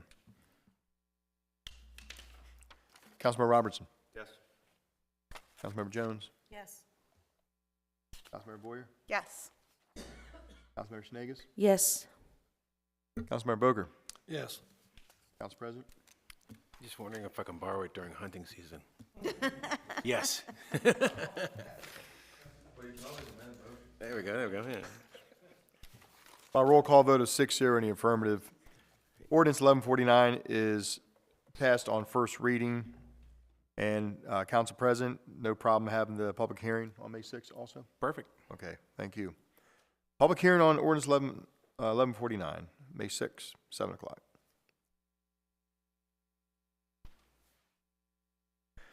Item D, Council President. Sir, Mr. Mayor. Flip the page too soon. I move to introduce an ordinance concerning amending Chapter 1 General Provisions to add new Article 5 definitions and rules of construction for first reading. Council, I have a motion by the Council President. Do I have a second? Second. Second by Councilmember Boger. This is a motion to introduce ordinance concerning amending Chapter 1 General Provisions. Questions or comments on the introduction? All those in favor say aye. Aye. All opposed say nay. Motion to introduce ordinance carries 6-0 in the affirmative. Council, this will be known as ordinance 1150, an ordinance by the Mayor and City Council of Havre, Grace, Maryland, adopted pursuant to the authority of Article 11E of the Maryland Constitution, local government article of the annotated code of Maryland, and sections 33 and 34 of the Havre Grace City Charter to amend City Code Chapter 1 General Provisions to add new Article 5 definitions and rules of construction. Council, to have a motion to adopt ordinance 1150 on first reading. So moved. Second. Motion by the Council President, seconded by Councilmember Boger. Questions or comments? Council President. Mr. Mayor, Council, this is just simple housekeeping stuff to protect the city. So what it does, it establishes a certain standard of definitions for like construction contracts, stuff like that. For instance, it might say that it has to be done within a week's time. Is that a calendar week or is that a work week? Does it count weekends? Stuff like that is defined in the ordinance now, so we can save future headaches and court costs. Thank you. Thank you very much, Council President. Councilmember Boyer? Is this about any specific construction going on now, or is this construction for, like, the city going into contracts, et cetera? If I can allow Adam.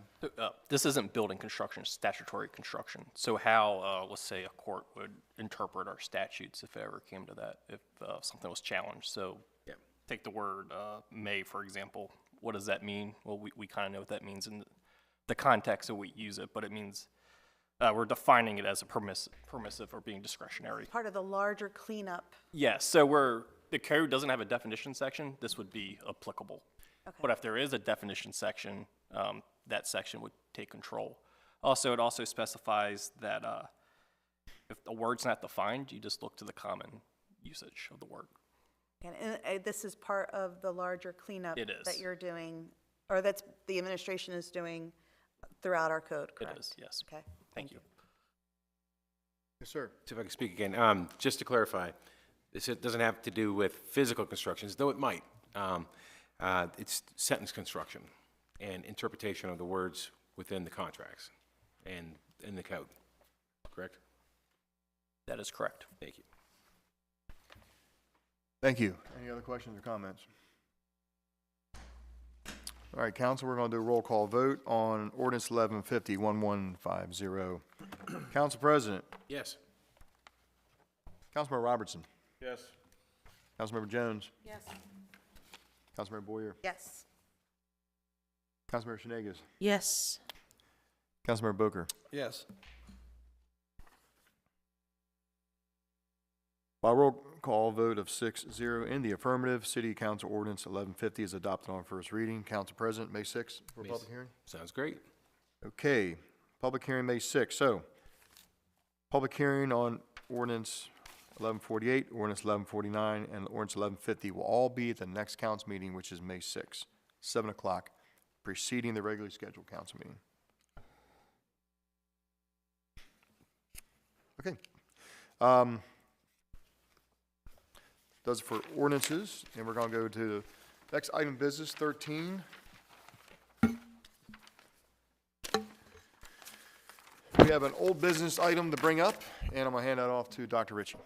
Thank you, Mayor. So the special event for the Lockhouse Craft Beer and Wine Festival, that is on April 20th, they reached out to the administration because with all of the rain and just significant weather we've had, there is concern that the Lockhouse property might not dry out in enough time for their event. So they realized they did not have a contingency plan if that were to occur, and they don't want people in a mud pit. So this is their Plan B, and it simply is just moving the event into the parking lot right out in front of it. They asked me to reiterate that this is not what they want to do, and this is just a Plan B if they have to do it. Thank you. How is the decision-making going to go? Are they going to do it in consultation with the city prior, or is it their decision which way they go and it just happens that way? My understanding is it is going to be their decision. It's going to be kind of a game time, well, just before game time decision when they're getting ready to set up, or slightly prior to that. They would probably have to let us know that, because we'd have to use city resources to block off the street, though. Oh, of course, yeah. The city's going to be aware of it, but this gives them the latitude to be able to do it. I move to approve the amendment to their event application, right? Second. I have a motion by Councilmember Robertson, second by the Council President. Casey. Oh, I'm sorry, Casey was second. Okay, sorry. Councilmember Robertson, seconded by Councilmember Boyer.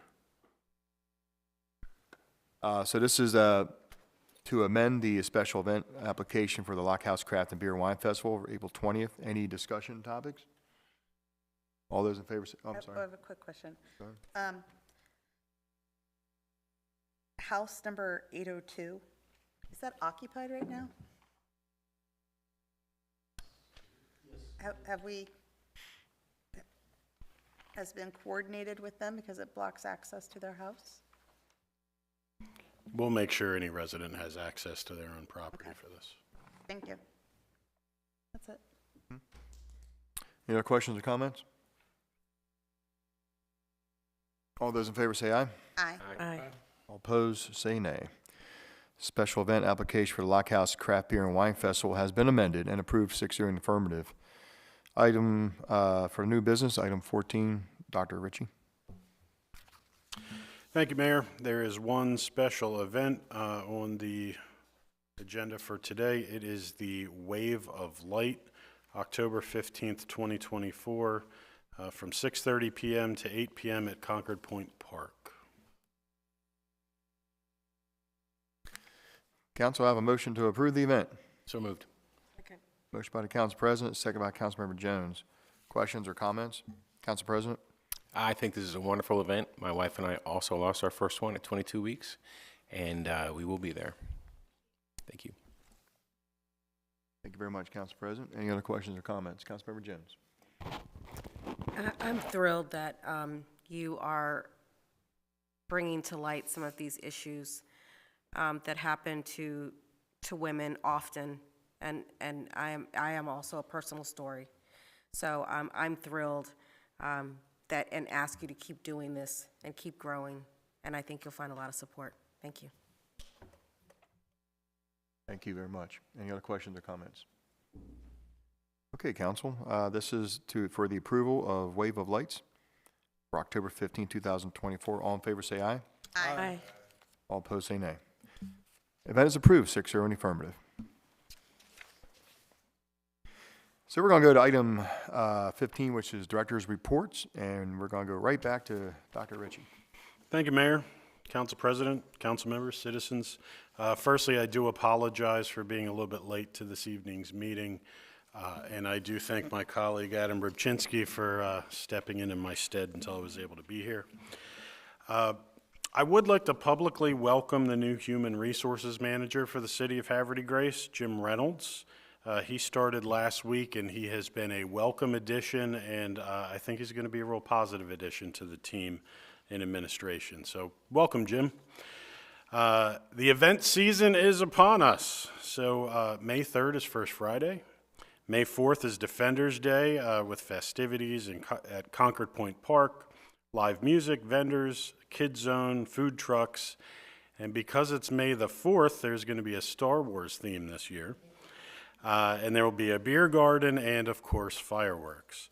And there are also many, many other events. This feels like kind of the beginning of our event season at the city. So I encourage everybody to go to explorehavredegrace.com.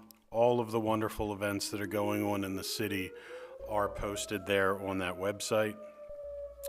The trolleys are going to be back in operation next month, and the Department of Administration has received some interest in how you can advertise on the Tide trolleys. So you can also find that application in order to advertise on their signboards on explorehavredegrace.com as well. And of course, you can also reach out to the administration department at the city. And this concludes my comments for the evening. Thank you very much, Chris. Appreciate the update. We're going to go down to Ms. Bridget Johnson, Director of Economic Development and Tourism. Good evening. Good evening, Mayor, Council, citizens in the audience, and citizens at home. A couple of quick updates. This Wednesday, April 17th at 4 p.m. is the monthly Economic Development Advisory Board meeting. It's here in Council Chambers, and as always, the public is invited. Also on Wednesday, April 17th, the Tourism Advisory Board meets at 10 a.m. here in Council Chambers, and the public is also invited to that meeting. On April 3rd, we released the 10th Quarterly Business Beat newsletter. We had an open rate of 67.7%, which is our highest yet to date, so people are catching on and enjoying the newsletter.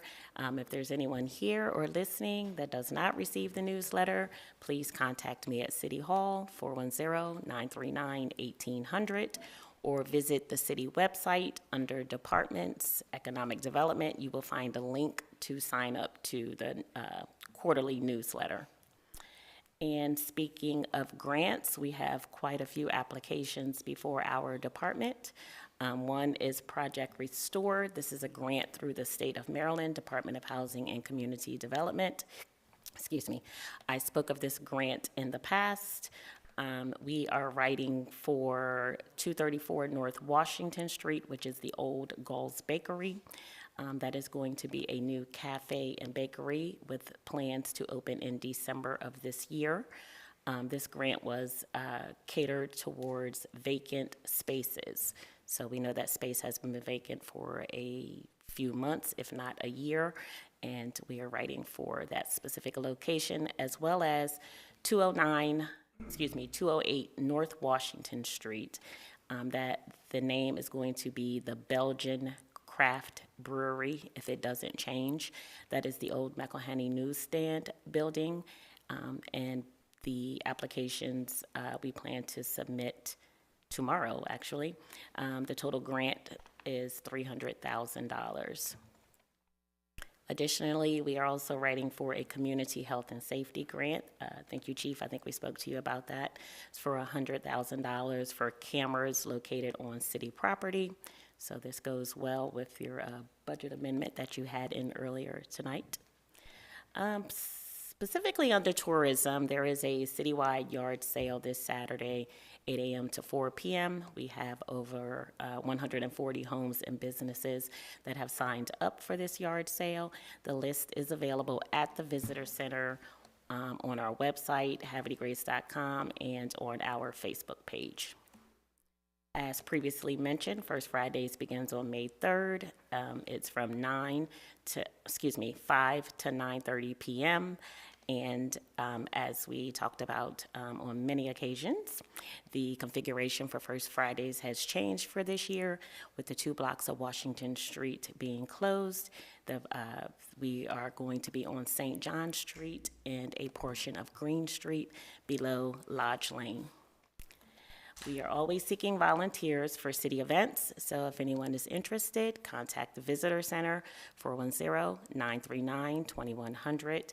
We could use volunteers. We have many events. And last but not least, the worldatlas.com named Havre Grace as one of the 7 most affordable towns to retire on the Chesapeake Bay. So we'll take it. That concludes my report for this evening, Mayor, unless there's any questions. Council President. Thank you very much, Ms. Johnson. Does anybody have any questions for Ms. Johnson? Councilman Robertson? I'm sorry, Director Johnson, can you just, can you reiterate what that $300K grant is for? That's for the old newsstand? And the old Gold's Bakery. I called everything old, I'm sorry. I got you. So the Gold's Bakery. Well, that's how I know everything, so thank you very much. Me too. Gold's Bakery in the old McElhenney stand. And Gold's Bakery is going to be a cafe bakery, and the old McElhenney newsstands will be a craft brewery. Yes. They've been in the process for like 4 years. They've changed the name a couple times. And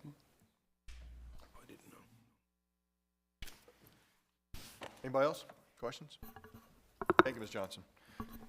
Good evening, Mr. DeHorty. How you doing, sir? Good evening, Mr. Mayor. Doing well, thank you. Council, excuse me. Citizens both here and at home. First, I want to thank the council for the second reading approval on 2024-09. We have been anxious to try to move forward a lot with the contracting and make that all happen, so hopefully that the visitor center is going to be well on its way. I'd also like to thank you for ordinances 1148 and 49. Again, these are operational issues that are very important to the city, and your support is greatly appreciated. Now to the condition of the city major funds. First, for the general fund. We took in, since my last report, just under $685,000, primarily income taxes and county police grant quarterly payment. We spent, however, a little over $865,000 for operating expenses, and we had almost $200,000 in one of the bond payments that was due at the 1st of April. So the fund dropped about $180,000 for the since my last report, and is down to a little over $4.67 million. So we've still got plenty of cushion before we ever have to get worried. Now for the water and sewer fund, revenues were over $2.8 million since my last report. It's primarily done from, we put in for reimbursement from the 2023 bond and got $1.2 million for that to reimburse us for infrastructure, primarily up 155 that we've been working on, and everybody's so grateful for as they try to get out of town up Superior Street.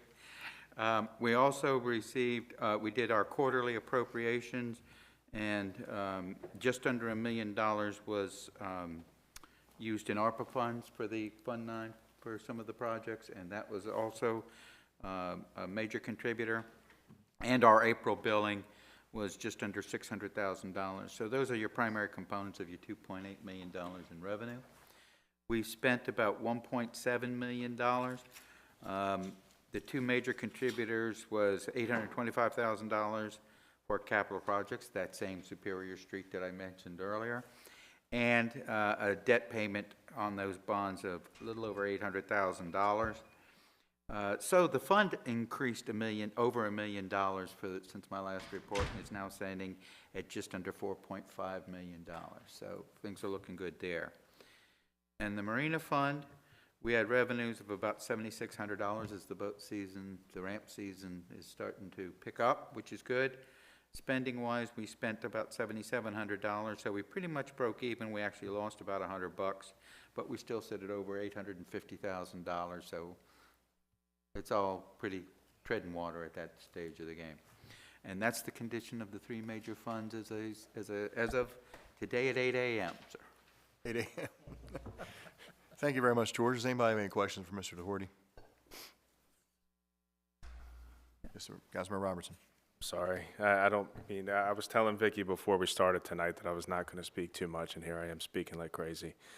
George, EJ, is the capital projects that you just mentioned, especially being ARPA funded and the bond funding, are those being updated on that one-pager that's on the city splash page? Yes. Yeah, perfect. So the citizens that may not be tracking, you know, if you're ever wondering how the city is spending the bond funding and the ARPA funding for capital projects, specifically for water and sewer, on the city's website, on the main page, you can find it there. I think it's under DPW, I think. Under DPW, yeah. And there's several links under DPW that'll give you everything from the timelines for the downtown restoration project, the Google Earth map of where all of these projects are done, as well as the one-pager that has a breakdown at where we are with all of these projects once they're completed, the estimated completion date, and what the funding source of those are. So I think those are really useful tools for citizens that have any questions of how we're spending your money up here, just in bite-sized elements. Good point, Councilman. Thank you, Councilman Robertson. Appreciate it. Any other questions or comments? George, thank you. Yes, sir. We're going to go to the Director of Public Works, Mr. E.J. Malizer. Good evening, sir. Good evening, Mayor, Council President, council members, citizens. First, again, like the other director said, I'd like to thank you for the introduction of the sewer camera, also the mobile security unit, which we could use for construction projects, which is pretty cool. See above the crowds, as mentioned in the audience, and below the ground, pretty cool.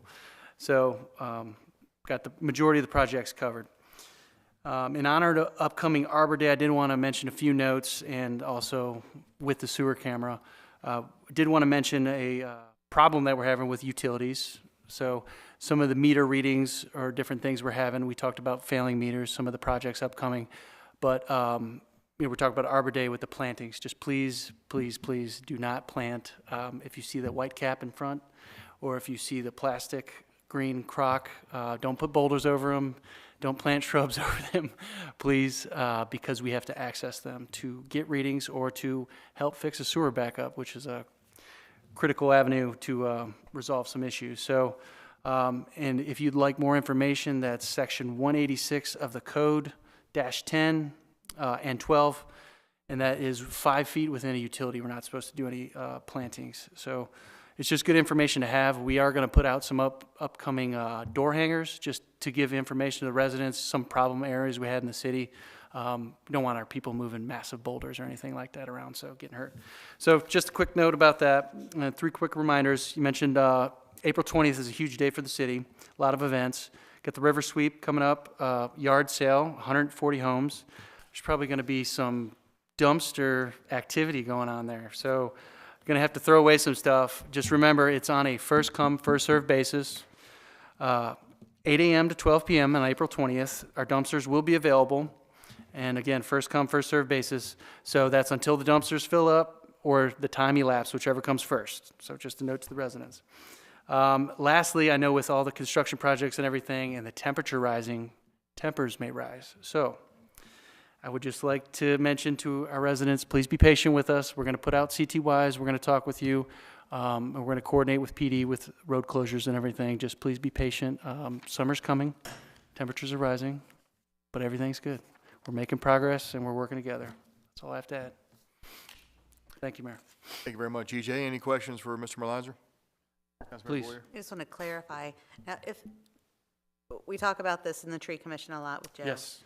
If anybody's interested in planting a tree, before they even do it, they should call over to the city and just have a simple conversation before they plant it so that they know whether or not it's within the right of way and if it's in the line of any type of utilities, Right. correct? 10 foot under a utility if it's above ground, and then, believe it or not, 20 foot within a city hydrant, which I thought was interesting in the code. So. But we have resources here at the city that'll help people. Absolutely. And again, if you just Google the city website and you go on the city code and you type in, I believe it's 186-10, you can have that information right at your hand. So Great, thank you. appreciate you. Thank you, Mayor. Thank you. Any other questions for Mr. Merlizer? Thank you, EJ. And that takes us to comments from the Chief of Police. Good evening. Thank you, Mayor, Council, members in the audience. I just want to remind everybody, if you're not aware of it, today is tax day. So what goes with tax days, of course, we see this on a regular basis, unfortunately, are people that like to scam our citizens for their tax money. So we ask you to really please pay attention to that. First off, the IRS will not call you on the telephone. They will not send us, the police, to your house. So if you have somebody who calls you and says that they're a representative of the IRS, that's probably not true. So don't be swayed by what they say. Please do not give them any of your personal information, your date of birth, your Social Security. Don't give it for anybody else in your household. And you're more than welcome to tell them that you will be in touch with the police department just to verify that who that representative says that they are. That generally results in a hang-up, but nonetheless, just please pay attention to that. And also, I want to let people know, if you're not aware of this already, I'm sure you all are because you're intelligent folks, the IRS will not ask you to pay your taxes in gift cards. We've seen that recently, especially with our senior citizens. And we're very fortunate because we've had some people that have actually gone to some of the drugstores to buy the gift cards. And some of the clerical people at the drugstores and the other convenience stores have said, this is probably a scam. Before you buy these, get in touch with the police department, and they have, which is great. So they're not adding any additional money. So please keep that in mind. We really do appreciate it. Best thing to do is simply hang up on them. Don't give them any information, just hang up on them. Don't even engage them in any kind of conversation. The other thing I just want to remind everybody, because I mentioned it the last time, Saturday, April the 27th, between 10 a.m. and 2 p.m. is National Drug Take-Back Day. So please do some spring cleaning, clean out the medicines, clean out your medicines from your medicine cabinets or wherever you happen to keep them. Put them in a bag, bring them to the police department. We will take them and dispose of them properly, so you do not have to worry about that. If, however, you don't remember that, and any time during the year, you don't have to wait to the 2 times of the year when we do that. If you check with various drugstores, CVS, Rite Aid, Walgreens, that type of thing, they have boxes, the drug boxes in there all year round. So you can take your unused medications or expired medications and deposit it there in those drugstores, and in those drugstores as well. And finally, I do want to thank the council for moving forward on the ordinance dealing with the mobile security unit. We really do appreciate that. I think that will help us out immensely. Thank you very much. And that would be it, Mayor. Thanks for your comments, Chief. Appreciate it. Any questions for the Chief? All right. Thank you very much. Robertson, you don't want, I was, anybody else gets it? No, okay. You must have done such a good job explaining everything. Yeah, whatever. We go to the next item of business, comments from my office. A lot of stuff has been discussed already, it's no problem. I do want to just piggyback on something my Director of Administration mentioned. It is event season coming up, and some folks know this and some folks may not. I can't remember how many years ago it was, maybe 5 years ago, but we actually, the council passed a resolution declaring the first weekend in May John O'Neill Day. Well, John O'Neill Day is May 3rd every year because that's the anniversary of the May 3rd, 1813 attack by the British onto our city.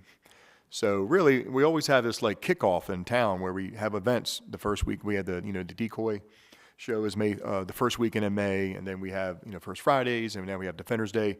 So there is a city resolution. It's kind of like a city municipal holiday. It's John O'Neill Day, May 3rd. Just want everybody to know that. We won't be shutting any streets down.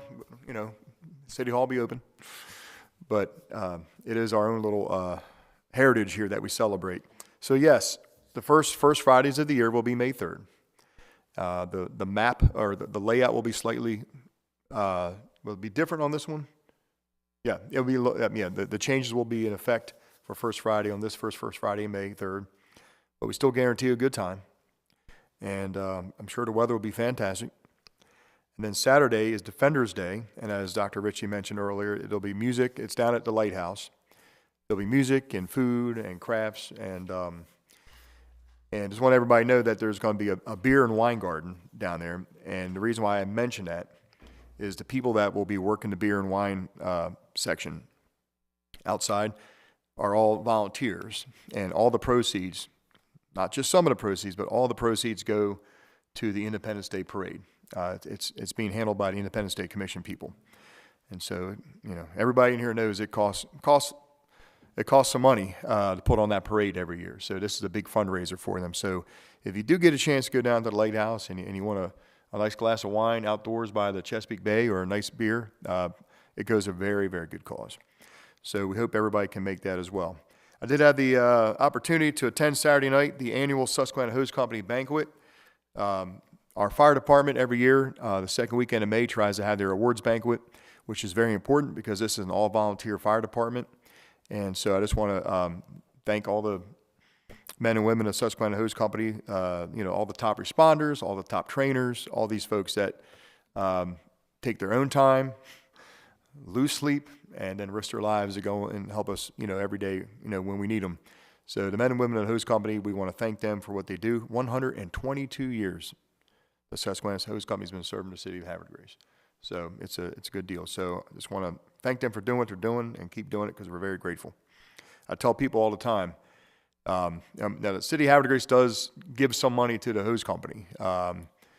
It's in the tune, this year it's over $600,000. Some of it is mandated by resolution.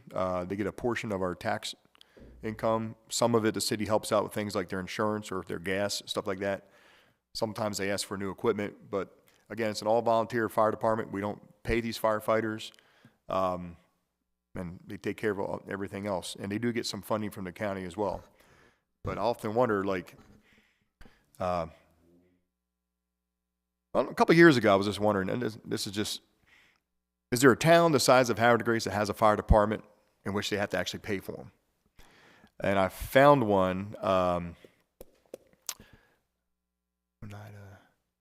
Casanova, New York, I think it was. It was south of Syracuse. Anyway, there's a place in central New York, like the same size town, same size area, population, and their fire department costs about $7 million a year. So, I don't know if it's apples. I was trying just to figure out what it would take. So, what I'm saying is, you know, and I know everyone out here knows a volunteer firefighter. It's just we're grateful that some people don't mind losing sleep. Because I don't know, man. I don't know if I could get up at 2 a.m, you know, like these people do. So I always say when people do things you don't want to do, be grateful, you know, and we are. So with that said, I was happy to attend that. That's all I got for you, other than the fact that there's a lot going on between now. I mean, it's April 15th. We won't be back here till May 6th, so there's a bunch of weeks in between. I hope the weather's good for everybody. Please enjoy the parks. Please enjoy, you know, outdoor recreation here in Havre de Grace. Look out for some events coming up. And we have a lot of stuff to do between now and then. So thank you very much, everyone, and we'll see you in a few weeks. And I'm going to hand these comments over to the council members. And we're going to start with Councilmember Schneegis. Thank you, Mayor. Good evening to all. Hello, council and administration, and those of you in the audience and at home. I hear wonderful things about our city happening, and it's wonderful that we get invited to attend events like the Susquehanna Hose Company volunteer dinner or banquet. It's great because we get a chance to meet these folks because they are busy. They are on the scene, but this is a chance for us to say hello and thank you for volunteering. They don't have time to stop and mingle with us out in the community when they're doing their volunteerism. But I want to say thank you to them for recognizing our group of council members and our mayor as partners, our city. And oftentimes when you volunteer, you don't realize that the hand that works together is one that is also thanked. And we are behind the scenes and working with them. And they gave us this beautiful award, and I want to say thank you to them on behalf of all of our council. It says Susquehanna Hose Company Service Award presented to Havre de Grace City Council from 2023. It is a lovely flame, and it is something that we will carry and pass on at the dais throughout the year so that we can all enjoy it. And I'd like to hand it over to our council president to have it on his desk till the next meeting. And with that, I appreciate all the volunteers that help out in our community. There's so many types of ways you can get involved, and you never know what direction it will lead you. So get out there, as Bridget Johnson mentioned earlier, contact her, contact any of the volunteer groups that you think might need some help. I especially know with gardening season, there's a lot of help needed at the Victory Garden, and there's help with the citywide streets, Cat Club. Cat Club goes on year-wide. So some things can be a one-day event that you could help out with. Some can be a year-long commitment. So whatever works out for you, step out and get involved. And I appreciate that we have that interaction with our citizens and our community. We also have volunteers that come from other places besides Havre de Grace because they want to be a part of our city. Well, ladies and gentlemen, we have a lot of events coming up, way too many to mention. ExploreHavreDeGrace.com is our best friend. And also, there's a lot of things on social media. We have a lot of our city involved, like we have the police department, DPW. We have Explore Havre de Grace with the events and tourism. And all of our volunteer groups also have website pages on Facebook. So please reach out, get involved. I look forward to seeing you all out this beautiful spring. Looking forward to the trolleys coming about and First Fridays. Thank you, everyone. It's wonderful to be here as a part of the Havre de Grace City Council as a volunteer and working with my colleagues. And I just want to say thanks again for coming out tonight. Thanks for tuning in and listening. And I appreciate that members come in and share their concerns. I appreciate that we are here to listen. Sometimes we just listen because it takes time to absorb what is heard, and comments don't go out. But I appreciate those comments that come in to help us, sort through what we are doing as a council and to give us time to respond back to you, either in writing or in person. But sometimes on the dais, understand that we are listening, but we also listen when you come in. Thank you for addressing your concerns, and thank you for the kind comments also that come back our way. And with that, that's all I have to say tonight. Back to you, Mayor. Thank you very much, Councilmember Sniggers. And we're going to go to Councilmember Robertson. Thank you, Mr. Mayor. Good evening again, Mr. Mayor, fellow council members, city staff, ladies and gentlemen here and at home. We actually have a pretty decent crowd at this hour, which is unusual. So thank you all for being here and for sticking with us. Mr. Mayor, Council President, has a new budget work session date been established yet? I know that April 22nd was kicked off. We would, originally it was established the 22nd, and luckily we caught it before it went to advertisement. And then we were going to do it the 29th, and that date also now is unfeasible. And we're actually looking at, give me just a second here. It's going to be probably the second week of May, which gives us plenty of time before the budget. So I know you do have some amendments as well. So it'll be, second here. Actually, we're looking at the possibly the third week, so it's like the 21st, 22nd possibly. Yeah, looking at the dates. 21st or 22nd is a Tuesday or Wednesday. That'll still give us 2 full weeks before the June meeting. All right.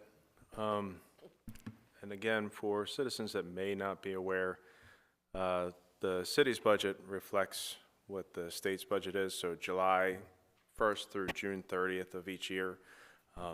It's not the federal budget cycle, it's not your business budget cycle, so July through June. So at this point in time, we're in April and May is really when discussions are had, and they're all public meetings. Unfortunately, they're not televised, so we do encourage folks, if you want to see how the sausage is made in your city government, please attend those meetings.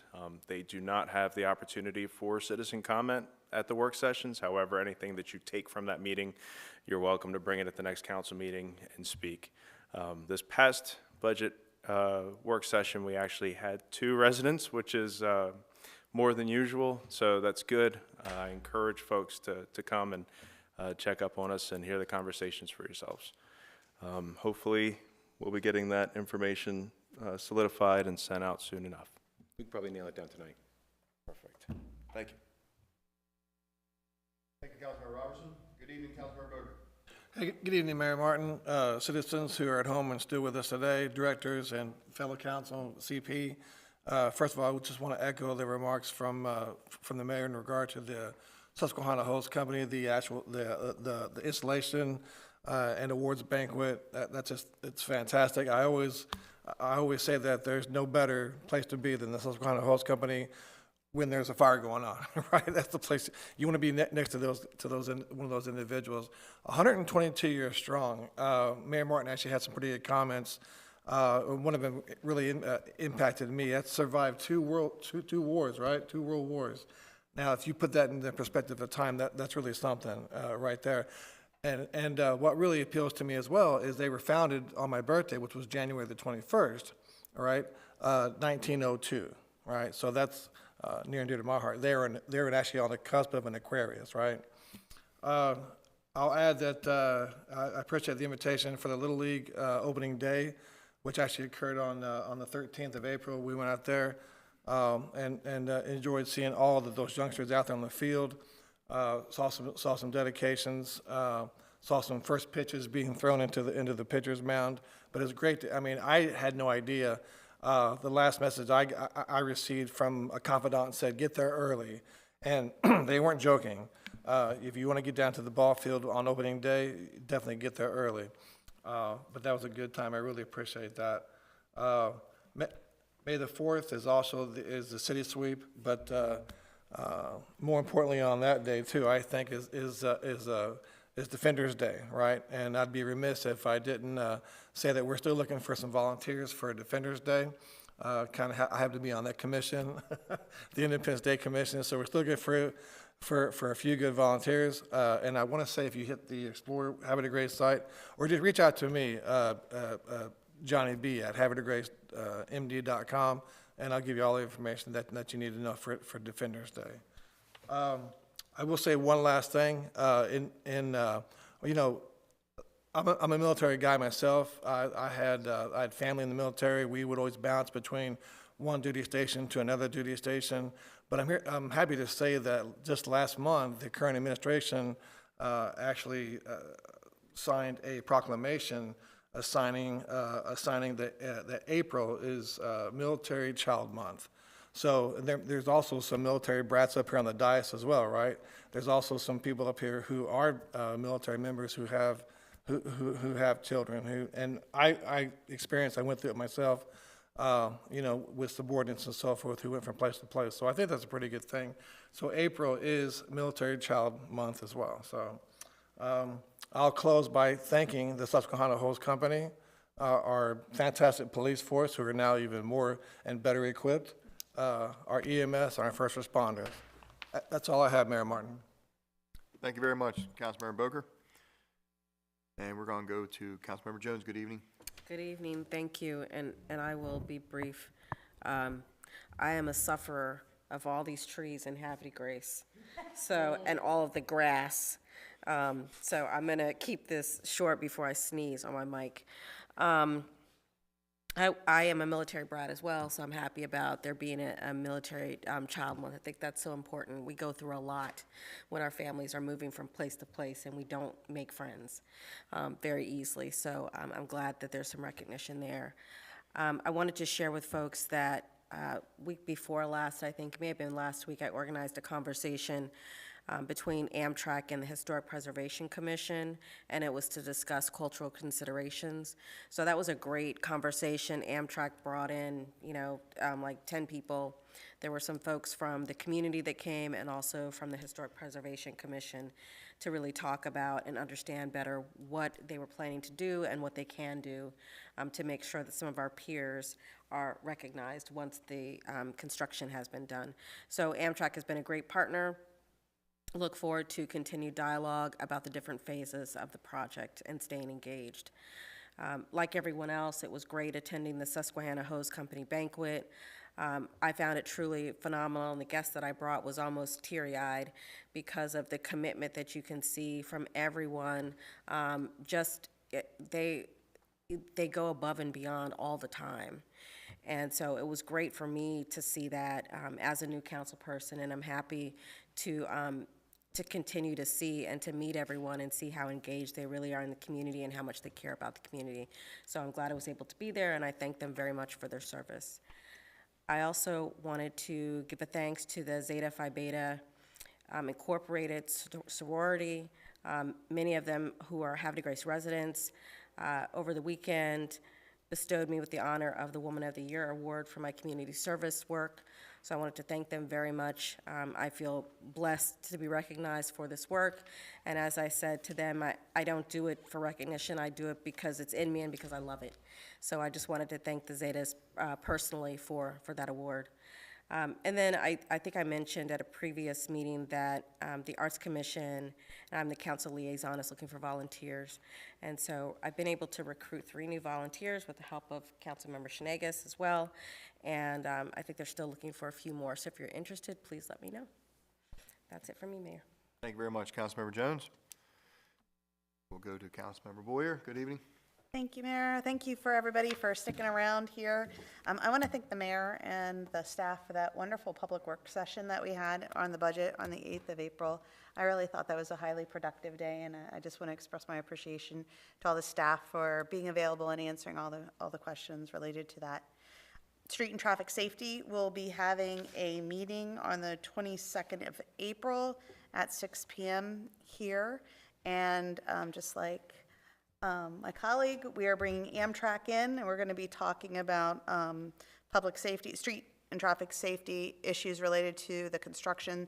Again, the construction on Amtrak is it's gonna be an 11-year process. So they're really interested in just getting to know our concerns so that they can appropriately plan for them moving forward. So encourage people, if you want to listen to what they have to say, please feel free to come at 6 o'clock on the 22nd. The Green Team has had a plethora of things happening in the last couple of weeks. We had a volunteer appreciation event on the 2nd of April that was just wonderfully attended, just expressing our appreciation to everybody who comes out and volunteers for the Green Team projects. We had, speaking of volunteering, we had on the 13th our tree forest at Todd Park. I have to report that my cherry tree is officially dead, and I have a new tree, which is a persimmon, and I'm learning how to take care of that. We also will have the Green Team at the Farmers Market this Saturday, double checking, the 20th.